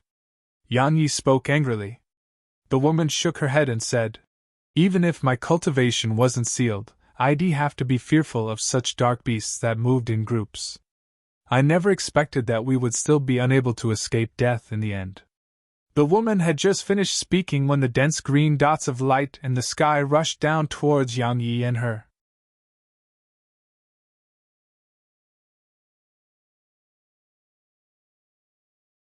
Chapter 35 Bloodline Pressure. Yan Yi flipped his wrist, and the profound rank sword appeared in his hand as he revealed a savage expression.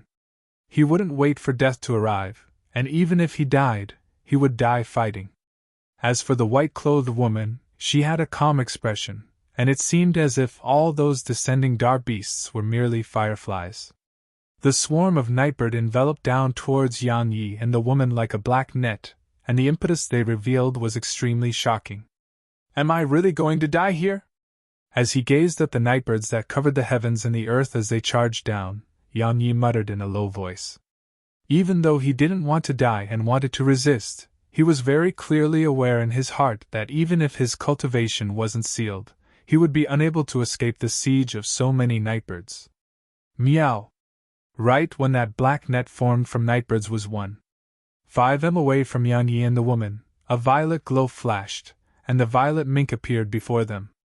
After that, a resounding cry that wasn't sharp nor ear-piercing shot into the sky, and at the same time, a strand of violet light enveloped Yan Yi and the woman. After the violet mink appeared, the scene that followed was strange. As soon as the violet mink appeared, the dense mass of nightbirds instantly stopped moving, and they didn't dare move forward at all. However, because there were too many nightbirds at the back and the nightbirds at the front had stopped, it caused the nightbirds at the back to push towards the front while the nightbirds at the front held their position. Yan Yi and the white-clothed woman were dumbstruck when they saw those nightbirds being afraid to move forward at all. By relying on the illumination of the moonlight stone, the two of them clearly noticed that the nightbirds at the front were actually shivering, and they seemed just like the gray wolf that lay down and shivered before them. Even though they didn't dare move forward, layer after layer of seemingly boundless nightbirds encircled ceaselessly towards Yan Yi and the woman under the veil of endless darkness, and it was to the extent that in the end, it seemed like Yan Yi and the woman were enveloped by a black bell. As he gazed at the boundless green-colored eyes, Yan Yi felt his scalp go numb because the amount of nightbirds was truly too numerous. Not to mention if his cultivation wasn't sealed, even if the cultivation of the woman by his side wasn't sealed, they would probably still perish at the bottom of this abyss. The woman at the side seemed to be in a better state than Yan Yi. She didn't look at the nightbirds, and her gaze had descended onto the violet mink instead while her brows knit together tightly. Meow! When it noticed that not only had those nightbirds not stopped, more and more were arriving instead, the violet mink seemed to be angry. It let out a resounding cry while the violet fur on its entire body stood on end, and then a strand of an invisible pressure effused out from its body. This pressure couldn't be seen, but it was extremely clear to Yan Yi and the woman. Those nightbirds sensed it as well, and especially that row of nightbirds at the front. They seemed to be unable to endure it any longer, and they let out sharp cries before turning around and colliding with their companions. There were too many nightbirds at the back, so how could those few rows in the front charge off immediately? So, another strange scene appeared. Countless nightbirds from the rows in the front seemed to be unable to knock their way out, and they actually started to attack their companions. It seemed like if they stayed here, then something extremely terrifying would occur to them. When the gray wolf on the ground saw those nightbirds attacking each other, its eyes actually revealed a glow of pleasure from the nightbird's misfortune. Moreover, after the violet mink made an appearance, the gray wolf had stood up, and its body had stopped shivering. When they noticed that those nightbirds had actually started to attack each other, Yan Yi and the woman exchanged glances, and they both noticed the shock in each other's eyes. After that, both their gazes looked towards the violet mink in midair. Exactly what are the origins of this violet mink? It's actually able to make those nightbirds to not hesitate to kill each other for the sake of fleeing for their lives. After around an hour of time, the nightbirds had finally dispersed. However, they hadn't vanished, and they'd appeared in the sky instead. Countless pairs of green eyes seemed to have formed a vast and dense starry sky. Obviously, they hadn't given up on eating Yan Yi and the woman's brains, and they were only staying away for now. When it saw those nightbirds remaining in the sky, the little fellow intended to head up there and continue driving them away. However, Yan Yi hurriedly restrained it. Even though these nightbirds were extremely afraid of the little fellow, but cornered beasts would act desperately. So if the little fellow pressured them too much, then if they went berserk, all of them would have to leave their lives behind here. The little fellow was slightly helpless when Yang Yi restrained it. In the end, it glared hatefully at the nightbirds in the sky, and then it seemed to feel that these lowly beings weren't sensible. So, it waved its little claws to display its displeasure. "Don't be angry!" Yang Yi embraced the little fellow and rubbed the little fellow's furry little head while he said, "Thank you." He was speaking from the heart. The little fellow had saved him twice. In the beginning, he thought that the little fellow only knew how to flee and didn't possess any other abilities, but the facts proved that he was wrong. The little fellow's eyes narrowed while it revealed a cute smile, and then it flashed onto Yang Yi's shoulder before it started rubbing its head on Yang Yi's cheek as if they were very good friends. Yang Yi embraced the little fellow again and said with a smile, "Little fellow, don't go in for now. Stay outside and help us deter those." As he spoke, he pointed up above him. The little fellow looked up at those green eyes, and then it nodded. Yang Yi smiled when he saw the little fellow nod, and then he asked, "Why are they so afraid of you?" On that day, Yang Yi was extremely shocked when he saw the gray wolf being afraid of the little fellow. However, never had he imagined that so many nightbirds would actually be so fearful of the little fellow as well, and they didn't dare come forward in a situation where they would absolutely be able to attain victory. Moreover, they actually started killing each other for the sake of fleeing for their lives. The violet mink blinked, and it seemed to not know how to convey the answer. "That's bloodline pressure." Meanwhile, the white-clothed woman at the side said in a low voice, "Dark beasts stress upon bloodlines. Dark beasts with noble bloodlines aren't just able to cultivate with amazing speed, they're able to put pressure on inferior dark beasts. Just like the draconic pressure emanated by the divine dragons of legend. When dark beasts with inferior bloodlines stood before dragons, then not to mention battle, they wouldn't even be able to resist that pressure." The little fellow looked at the woman and blinked, yet it didn't shake its head or nod. "A noble bloodline?" Yang Yi was puzzled, and he asked, "How does a bloodline become noble?" The white-clothed woman glanced at Yang Yi as if she was looking at an idiot, and she said, "It's naturally because there's a Saint Realm expert amongst that person or dark beast ancestors. No matter if it's humans or dark beasts, so long as they become Saint Realm experts, then the bloodline within their bodies would mutate and possess some miraculous abilities. Moreover, their relatives and descendants would obtain some miraculous abilities because of this mutation of the bloodline. For example, natural talent in cultivating, being born with extraordinary physical strength, and so on and so forth. Of course, they have to activate their bloodline." Yang Yi disregarded the woman's contemptuous gaze and said excitedly, "You're saying that Saint Realm experts have appeared amongst the little fellow's ancestors?" Saint Realm experts. In order to become a Saint Realm expert, one had to pass through the mortal realm, first heaven realm, king realm, spirit realm, exalt realm, and monarch realm before one attained the Saint Realm. Every single one of these realms was divided into 9 ranks. So, becoming a Saint Realm expert was simply as difficult as ascending the heavens. In any case, there seemed to be no Saint Realm experts in the Southern Territory. The white-clothed woman gazed at the little fellow and said, "Since it can emanate pressure through its bloodline, a Saint Realm expert has probably appeared amongst its ancestors. However, I'm truly curious. It's a mink, but why have I never seen such a mink? Moreover, there isn't any information related to it recorded in any records about dark beasts." Yang Yi was slightly bewildered as well. The little fellow's origins were really too mysterious. However, he didn't care about that, because in any case, the little fellow was his companion now, and it wouldn't harm him. As for it being mysterious, the tiny vortex he possessed was already sufficiently mysterious. Meanwhile, the little fellow pointed its little claw at Yang Yi, and then it pointed towards the north. "There's something there?" asked Yang Yi. The little fellow shook its little head and pointed again. "You're asking us to head over there?" The little fellow nodded. Yang Yi didn't hesitate to leap up onto the wolf, and then he looked at the woman. She hesitated for a moment before she leaped up and descended behind Yang Yi. Yang Yi patted the gray wolf, and it understood what he meant and charged swiftly towards the north. Even though he didn't know why the little fellow wanted them to head in that direction, Yang Yi still chose to believe it unconditionally.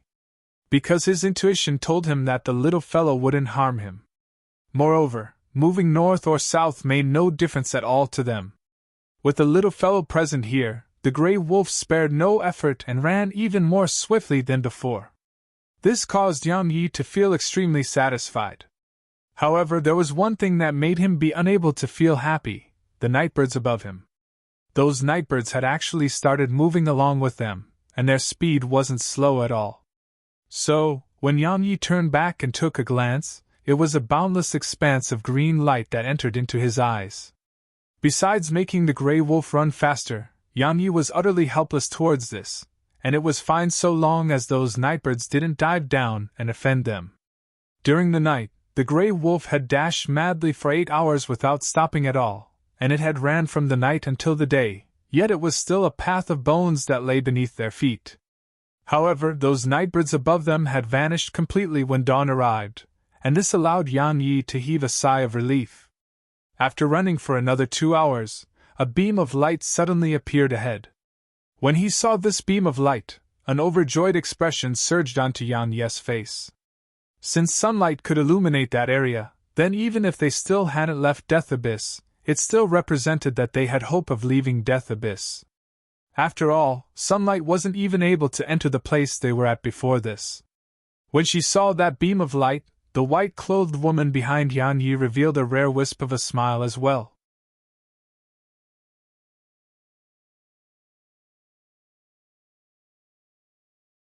Chapter 36: The Disaster That the Little Fellow Caused. There were no bones, nor was there red mist. There was only a blue sky, white clouds, the sun, and verdant mountains that towered into the clouds. Huff! Yang Yi leaped off the wolf and took a deep breath as he gazed at all of this. What a familiar scene! The little fellow was obviously extremely happy as well, and it appeared in the distance with a few flickers. Yang Yi didn't stop it, and he allowed the little fellow to do as it pleased. The white-clothed woman sized up the surroundings, and as he looked and looked, her brows had knit together. Even though this place didn't have the rest mist and bones from before, the surroundings were covered in mountains, and these mountains towered into the clouds. So, the spot they stood at right now was like the bottom of a wok. "We still haven't left Death Abyss," the woman said in a low voice. Yang Yi was stunned, and then he sized the surroundings up before sensing the situation within his body. He noticed that his body still didn't have a trace of profound energy, and his expression became solemn once more. "This place is slightly strange," the white-clothed woman said in a low voice. "Look, the mist behind us is actually unable to float over, and there are no bones here as well. Moreover, it's very quiet here, extremely quiet. There isn't even a sound." Yang Yi's brows knit together tightly. Just as the woman had said, he noticed that this place was slightly strange. It was still at the bottom of the abyss, yet why was the difference so great? This was extremely unusual. "Do you have any thoughts about it?" Yang Yi looked at the woman and asked. She pondered deeply for a moment and said, "No." Yang Yi rolled his eyes, and he was truly rendered speechless by this woman. Since they'd started fleeing for their lives until now, she'd basically not given him any ideas besides jumping down here, and she allowed him to do as he pleased. "Isn't she afraid that I would sell her out?" Swoosh! At this moment, a violet glow flickered, and then the little fellow appeared before them. There were numerous little violet shells of light before the little fellow, and there were over 10 red fruits within the shells. The little fellow sent those little light shells of light to Yang Yi as if it was presenting a treasure. Yang Yi's heart was warmed by the little fellow's actions, and he stretched out his hand to rub the little fellow's head. After that, he received the pile of fruits, and he passed 2 over to the woman. The woman didn't refuse, and she just sized Yang Yi and the little fellow up with curiosity. The fruits were the size of a fist, brightly colored, and were sweet. They tasted really good. Yang Yi ate 2 of them in one go, whereas the white-clothed woman ate 1 as well. The gray wolf seemed to desire to eat some as well, but after it was glared at by the little fellow, it lowered its head obediently and stopped looking at the fruits in Yan Ye's arms. The little fellow pointed towards the distance, and it seemed to be asking Yan Yi to head in that direction. Yan Yi smiled and was just about to walk forward. Suddenly he frowned while he held his stomach with both his hands. He felt like a strand of flames had arisen within his body, causing his entire body to swiftly heat up, and it was even to the extent that even his breathing had clearly quickened. Yan Yi turned around to look at the woman, and he noticed that there was something slightly off about the woman. The woman's face had flushed red like the glow of sunset, and it was unusually red. When he saw the appearance of the woman, Yan Yi swiftly glanced at the red fruit in his hand, and then he looked at the little fellow and said, "Little fellow, what is this?" When it noticed the unusual state Yan Yi was in, the little fellow blinked and hurriedly shook its little head. "This is union fruit, and it's a profound rank fruit." Right at this moment, the white-clothed woman walked slowly towards Yan Yi, yet a sword had suddenly appeared in her hand. She walked over as she said, "Dark beasts can eat them as fruits, and it would improve their cultivations. However, if humans ate this fruit, then it would draw out their most primitive desires, and if these desired aren't released, it would cause the flames of desire to incinerate them to death." Yan Yi forcefully suppressed the flames in his heart, yet his gaze couldn't help but look towards the woman. He bit the tip of his tongue and tried hard to keep his mind clear, and then he looked at the white-clothed woman who was walking towards him with a sword in hand as he said, You! What do you intend to do?" The woman's gaze was getting more and more blurry. However, she was in a slightly better state than Yan Yi, and her mind could still be considered to be clear.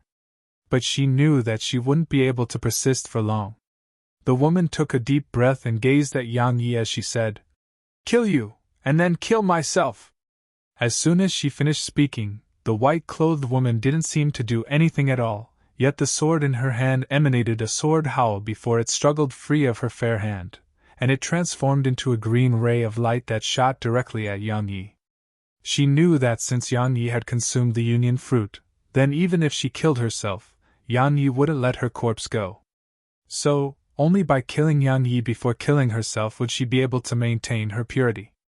Yan Yi was extremely shocked in his heart.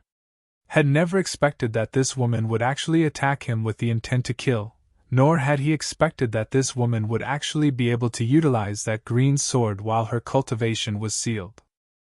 Fortunately, at the critical moment, a gray shadow pounced and struck the sword to the ground. However, in the next moment, the green sword shot once more towards Yan Yi. "The sword has a spirit of its own!" Yan Yi was shocked in his heart when he saw the sword actually attack on its own. That's a sword spirit of legend. The word sword spirit referred to swords that possessed intelligence, and they were able to protect their masters on their own. Some were natural sword spirits, and this meant that the sword's quality was too high, or it obtained some sort of fortuitous encounter, allowing it to form intelligence. Another type was artificial sword spirits. These artificial sword spirits were fostered by the masters of the swords. Only disciples of the sword sect that had attained the king realm were able to place their swords into their dantians to be nurtured by their profound energy, and after a long time passes, the swords would have a chance of forming intelligence and be linked to the heart of its master.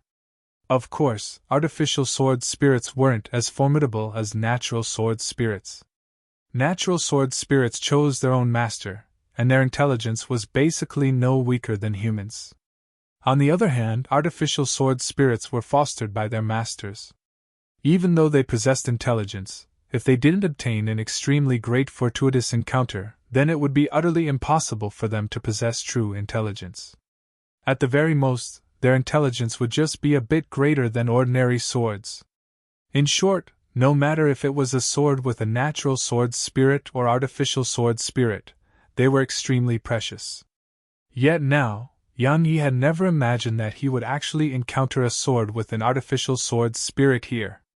Right when the green sword shot towards him, a strand of violet light appeared before Yan Yi, and it blocked that green sword. However, the sword didn't give up on attacking Yan Yi, yet it was forcefully pinned down by the violet mink and grey wolf. For a time, the violet mink and the grey wolf entered into battle with the green sword. Yang Yi didn't pay any attention to the two beasts and the sword. At this moment, his entire body felt as if it was being burned by fire, and it was extremely burning hot, whereas his consciousness became more and more blurry. In the end, his gaze looked towards the white-clothed woman at the side, and he noticed the woman's watery eyes were completely crimson red right now.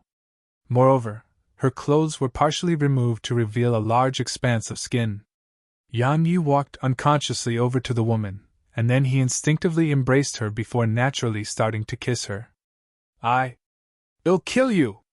As she gazed at Yan Yi, whose face was completely flushed red, 2 rows of clear liquid gradually flowed down from the white-clothed woman's eyes. After that, the last trace of clarity in her eyes was covered by crimson red. At this moment, there was only a single thought in the mind of Yan Yi, who had lost all consciousness: vent. He had to vent. As for what the woman said, he hadn't heard it at all, and for a time, clothes flew into the surroundings while bodies lay across each other. An amorous scene silently unfolded here. Unfortunately, there was no one who had the fortune to enjoy such a feast for the eyes. At this moment, before Death Mountain Range, 2 old men that carried swords on their backs and wore robes that were a mix of blue and white stood there. The bearded white-haired old man amongst them gazed at Death Abyss as he said in a low voice, "Junior brother Yuheng, do you think that little girl, Qin Shi, really jumped down Death Abyss? Can that disciple from the ghost sect be trusted?" The old man called Yuheng said in a low voice, "Senior brother, the disciples of the ghost sect naturally can't be trusted. However, this time, those 2 disciples of the ghost sect were probably not lying, and Qin Shi ought to have really jumped down Death Abyss. Otherwise, Qin Shi, who had been inflicted by the Black Blood Seal, would have definitely fallen into the ghost sect's hands. If she fell into the ghost sect's hands, then her soul tablet ought to have vanished. However, her soul tablet hasn't vanished, so it means that Qin Shi is still alive. If Qin Shi is still alive, then she has definitely jumped down Death Abyss. Otherwise, it would be impossible for her to escape the ghost sect's pursuit, while her cultivation is sealed. The ghost sect." When he heard these 2 words, the bearded white-haired old man's face turned cold, and his eyes revealed ghastly killing intent. Moreover, a strand of invisible imposing aura surged explosively from within his body, yet it quickly dispersed. When he noticed the killing intent in the old man's eyes, Yuheng hurriedly said, "Senior brother, the sect master is in closed-door cultivation in order to charge into the monarch realm. At this moment, we absolutely can't disturb him with this matter. On the other hand, Marshal Uncle Zoe is roaming the world and isn't in the sect. You're in charge of the sect now, so you absolutely can't act impulsively." The white-haired old man shook his head and said, "I won't act impulsively to the point of attacking the ghost sect. However, so many experts of the ghost sect have actually appeared in the Grand Myriad Mountains, so they're definitely hiding some sort of secret. Yuheng, notify the Sword Sect's Sword Guard and ask them to send 5 people over here. You'll lead the group to search for the disciples of the ghost sect. Kill every single one you find." "Yes," Yuheng replied before he said, "Senior brother Qin Shi." The white-haired old man sighed and said, "If Qin Shi really jumped down Death Abyss, then we're utterly powerless to do anything. Unless Marshal Uncle Zoe makes an appearance. Otherwise, even if we go down there, we'll only have a slim chance at survival." When he spoke up to here, the white-haired old man pondered deeply for a moment before he continued, "Or we could ask a dark beast to help. But how could dark beasts possibly help humans? This isn't the ancient battlefield. We still have to give it a try," Yuheng said in a low voice. "Not to mention that little girl is the sect master's daughter. Even that little girl's natural talent gives us no choice but to rescue here. With that little girl's natural talent, an extraordinary expert would definitely emerge from my sword sect in the future. Moreover, that little girl is the one and only member of my sword sect that has left her name on the Hidden Dragon rankings." The white-haired old man pondered deeply for a short moment, and then he gazed at Death Mountain Range and said, "Yuheng, you lead the group to clean up the members of the ghost sect. You'll go pay Tiger Exalt a visit." As soon as he finished speaking, he waved his right hand, and the sword on his back transformed into a ray of green light that descended beneath his feet. After that, his entire body transformed into a wisp of green light along with the sword, and he instantly vanished into the distance. Yang Yi felt dizzy, and his consciousness was slightly blurry, so he shook his head. After a long time, he opened his eyes, and he was directly stunned when he saw the scene before him.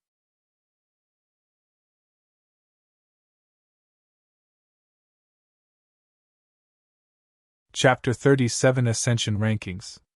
The white-clothed woman was lying silently in his embrace, and his hands were holding a pair of softness. He instinctively squished them a few times, and that soft feeling allowed him to realize that this wasn't a dream but reality. He looked towards the side in a slightly dazed state. The little fellow was gone, the gray wolf was gone as well, and the sword was standing not too far away from him, and it seemed as if it was considering if it should attack him. This is going to be difficult to deal with. As he looked at the woman in his embrace, this was what Yang Yi thought at this moment. Right at this moment, the woman opened her eyes, and she stood up from Yang Yi's embrace. After that, she picked up her clothes from the side and wore them in a composed manner, and then she went over to get her sword after she finished wearing her clothes. The woman didn't even spare Yang Yi a glance, nor did she say a single word, and it was as if Yang Yi didn't exist. At this moment Yang Yi had finished wearing his clothes as well, and his eyelids twitched when he saw her get her sword. He took 2 steps back and said, I think we should deal with this matter peacefully. Even though he had the little fellow and the gray wolf, the woman had that sword which had a spirit of its own. So if they were to enter into battle, he wasn't confident in his ability to win. The woman held the sword, and then she turned around to look at Yang Yi before she said with an emotionless expression, Go ahead, tell me how we should deal with me. How else are we supposed to deal with it? Yang Yi took a deep breath and said, It's already not important to discuss who's right and wrong in this matter. I know that if I say that I'm willing to take responsibility, you definitely feel disdainful towards it, but I still want to say that I'm willing to take responsibility. At least you're bold enough to take responsibility, not bad. The woman said coldly, However, do you know? I'm at the 7th rank of the spirit realm, and I'd become an exalt realm expert in another year of time. I'm not even 30 yet this year. What about you? There was no ridicule on the woman's face, nor did she reveal disdain towards Yang Yi. She was extremely calm, and her face didn't carry any emotions. I knew this would happen. Yang Yi sighed in his heart, yet he didn't seem to have suffered a blow from her words. He said, I heard a saying that love isn't divided by cultivation or wealth. I think these words are extremely well said. As he finished speaking, his face couldn't help but flush red. It is very well said. The woman nodded, and a smile had just appeared on Yang Yi's face when he heard her say, But is there love between us? Yang Yi's smile froze. He went silent for a short while, and then he looked at the woman and said, You're less than 30 this year, and I'm less than 20 now. Even though I'm only at the mortal realm now, but do you dare say that I would definitely be inferior to you at your age? The white-clothed woman gazed at Yang Yi for a short moment before she said, Whether your strength is strong or not is meaningless to me. I won't kill you merely because you're a disciple of the sword sect that might ascend the ascension rankings, and it's only because of that. Yang Yi felt slightly uncomfortable in his heart upon hearing this. Of course, anyone would feel uncomfortable from being disregarded. However, he knew that she had the qualifications to disregard him. At the very least, she had those qualifications now. Then how do you intend to deal with this matter? Let me tell you beforehand that if you intend to kill me, then I won't allow you to succeed without putting up a fight. If we were at the outside, then I can't do anything but take my own life. However, we're here, and if we fight, then it'll only be a life and death struggle. Yang Yi decided to be frank. In any case, it had already happened, and it was best for everyone to just be frank. The woman glanced at Yang Yi, and then she gazed towards the distance and said, All the large powers of the Southern Territory hold a competition every 3 years, and these powers include the Grand Qin Empire's Imperial Academy, and the 6 extraordinary powers. This competition is called the Ascension Rankings. When she spoke up to hear, the woman turned around to look at Yan Yi as she said, I want you to enter the Ascension Rankings, and to enter the Ascension Rankings, you have to obtain the top 30 positions. All those years ago, I obtained the 20th position on the Ascension Rankings, and as for you, you'll get into the top 10. Yan Yi's eyelids twitched. My God! I haven't even passed the outer court exam, and I haven't even completed the battle with Lu Qingyu that's occurring in 3 months. Yet this woman before me wants me to participate in that Ascension Rankings? Moreover, based on what she said, this Ascension Rankings is a place where geniuses converge. Just thinking about the geniuses in the entire Southern Territory is terrifying. Yan Yi wiped off the cold sweat on his forehead and said, This Ascension Rankings probably has some sort of restrictions, right? The woman said indifferently, Below 20 years of age and below the King realm. Just these 2 restrictions. What's the meaning behind this Ascension Rankings? Asked Yan Yi. The meaning? The woman pondered deeply for a moment and said, To the geniuses that participate in the competition, it's an opportunity to become famous, and to the sects, it's an opportunity to redistribute resources. Redistribute resources? Yan Yi was puzzled. The woman explained. There are 9 states in the Grand Qin Empire, and there are over 1 million cities in every single state. We sects and the Grand Qin Empire require a continuous flow of new blood to join our forces because this is the only way to maintain the continuity of the sect. In the past, the large sects and the Grand Qin Empire frequently fought amongst each other for the sake of obtaining talented recruits. In the end, because of certain reasons, everyone couldn't fight amongst ourselves any longer. So, the Ascension Rankings was created, and the higher the rankings obtained by a sect's disciples were, the more cities would be distributed to that sect. For example, during the last Ascension Rankings competition, the Origin School obtained the 1st, 3rd, and 6th positions, so they obtained 3 states and over 500,000 cities. On the other hand, because no one from our Sword sect entered the Ascension Rankings, our Sword sect only obtained a few small cities around our Sword sect. Is the Sword sect that weak? Yan Yi blurted out, and then he felt slightly regretful as soon as he finished speaking. This woman before me obviously has a great deal of affection to the Sword sect, so she'll definitely be infuriated by what I said. The woman didn't get angry, and she just sighed and said, The Sword sect is very weak now. It only possesses less than 6,000 outer court disciples, and around 2,000 inner court disciples, whereas there are only a little over 1,000 elite disciples. If the Sword sect didn't possess the support of its ancestors, then it couldn't even be considered a second-rate power. Those geniuses on the Sword sect's outer court rankings and inner court rankings are unable to enter the Ascension Rankings as well? Yan Yi frowned as he asked this question. The woman shook her head and said, A genius in a mountain village is a genius in the eyes of all. But if this genius head to a town, then he would be not bad at most. If he arrived at a city, then he would probably only be ordinary, and if he arrived at a state, then he might not even be considered as ordinary. If that genius was compared to the entire Southern Territory, then perhaps he would be a piece of trash. The geniuses of the Sword sect can be said to be geniuses within the Sword sect, yet if they were placed at the Ascension Rankings, then they can at most be considered to be pieces of trash. Then why did you ask me to enter the top 10? After all, I'm not even an outer court disciple now. Yan Yi spoke in a light voice. The woman gazed at Yan Yi when she heard this, and then her brows raised as she said, What? You aren't confident in your ability? I need motivation. Yan Yi looked directly at her and spoke. What motivation? The woman frowned. Yan Yi took a deep breath and said, If I enter the Ascension Rankings, then I want you to give me a chance to pursue you. Did he like the woman before him? Yan Yi didn't know the answer to that. All he did know was that this woman already belonged to him. Since she belonged to him, then they should be together.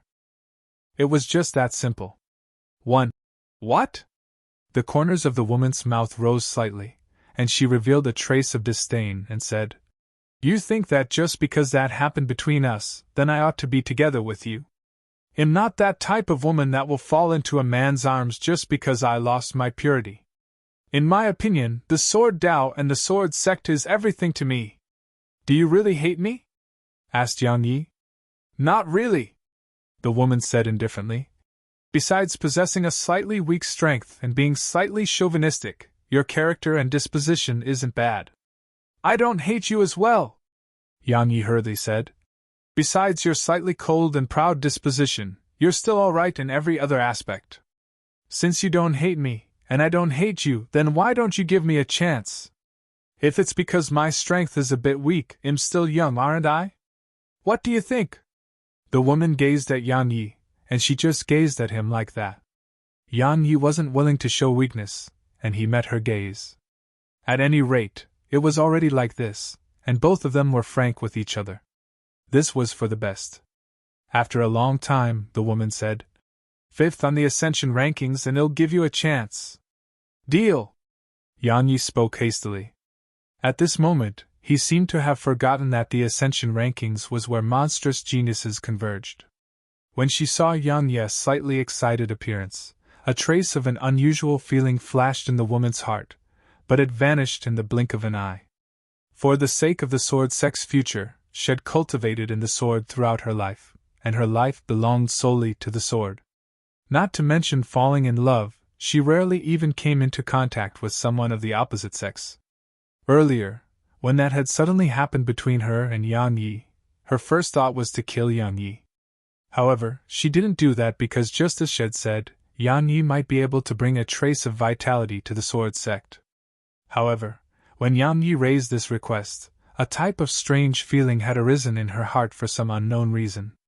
She didn't know what this feeling was because she had never felt this feeling in the past. My heart is in disorder.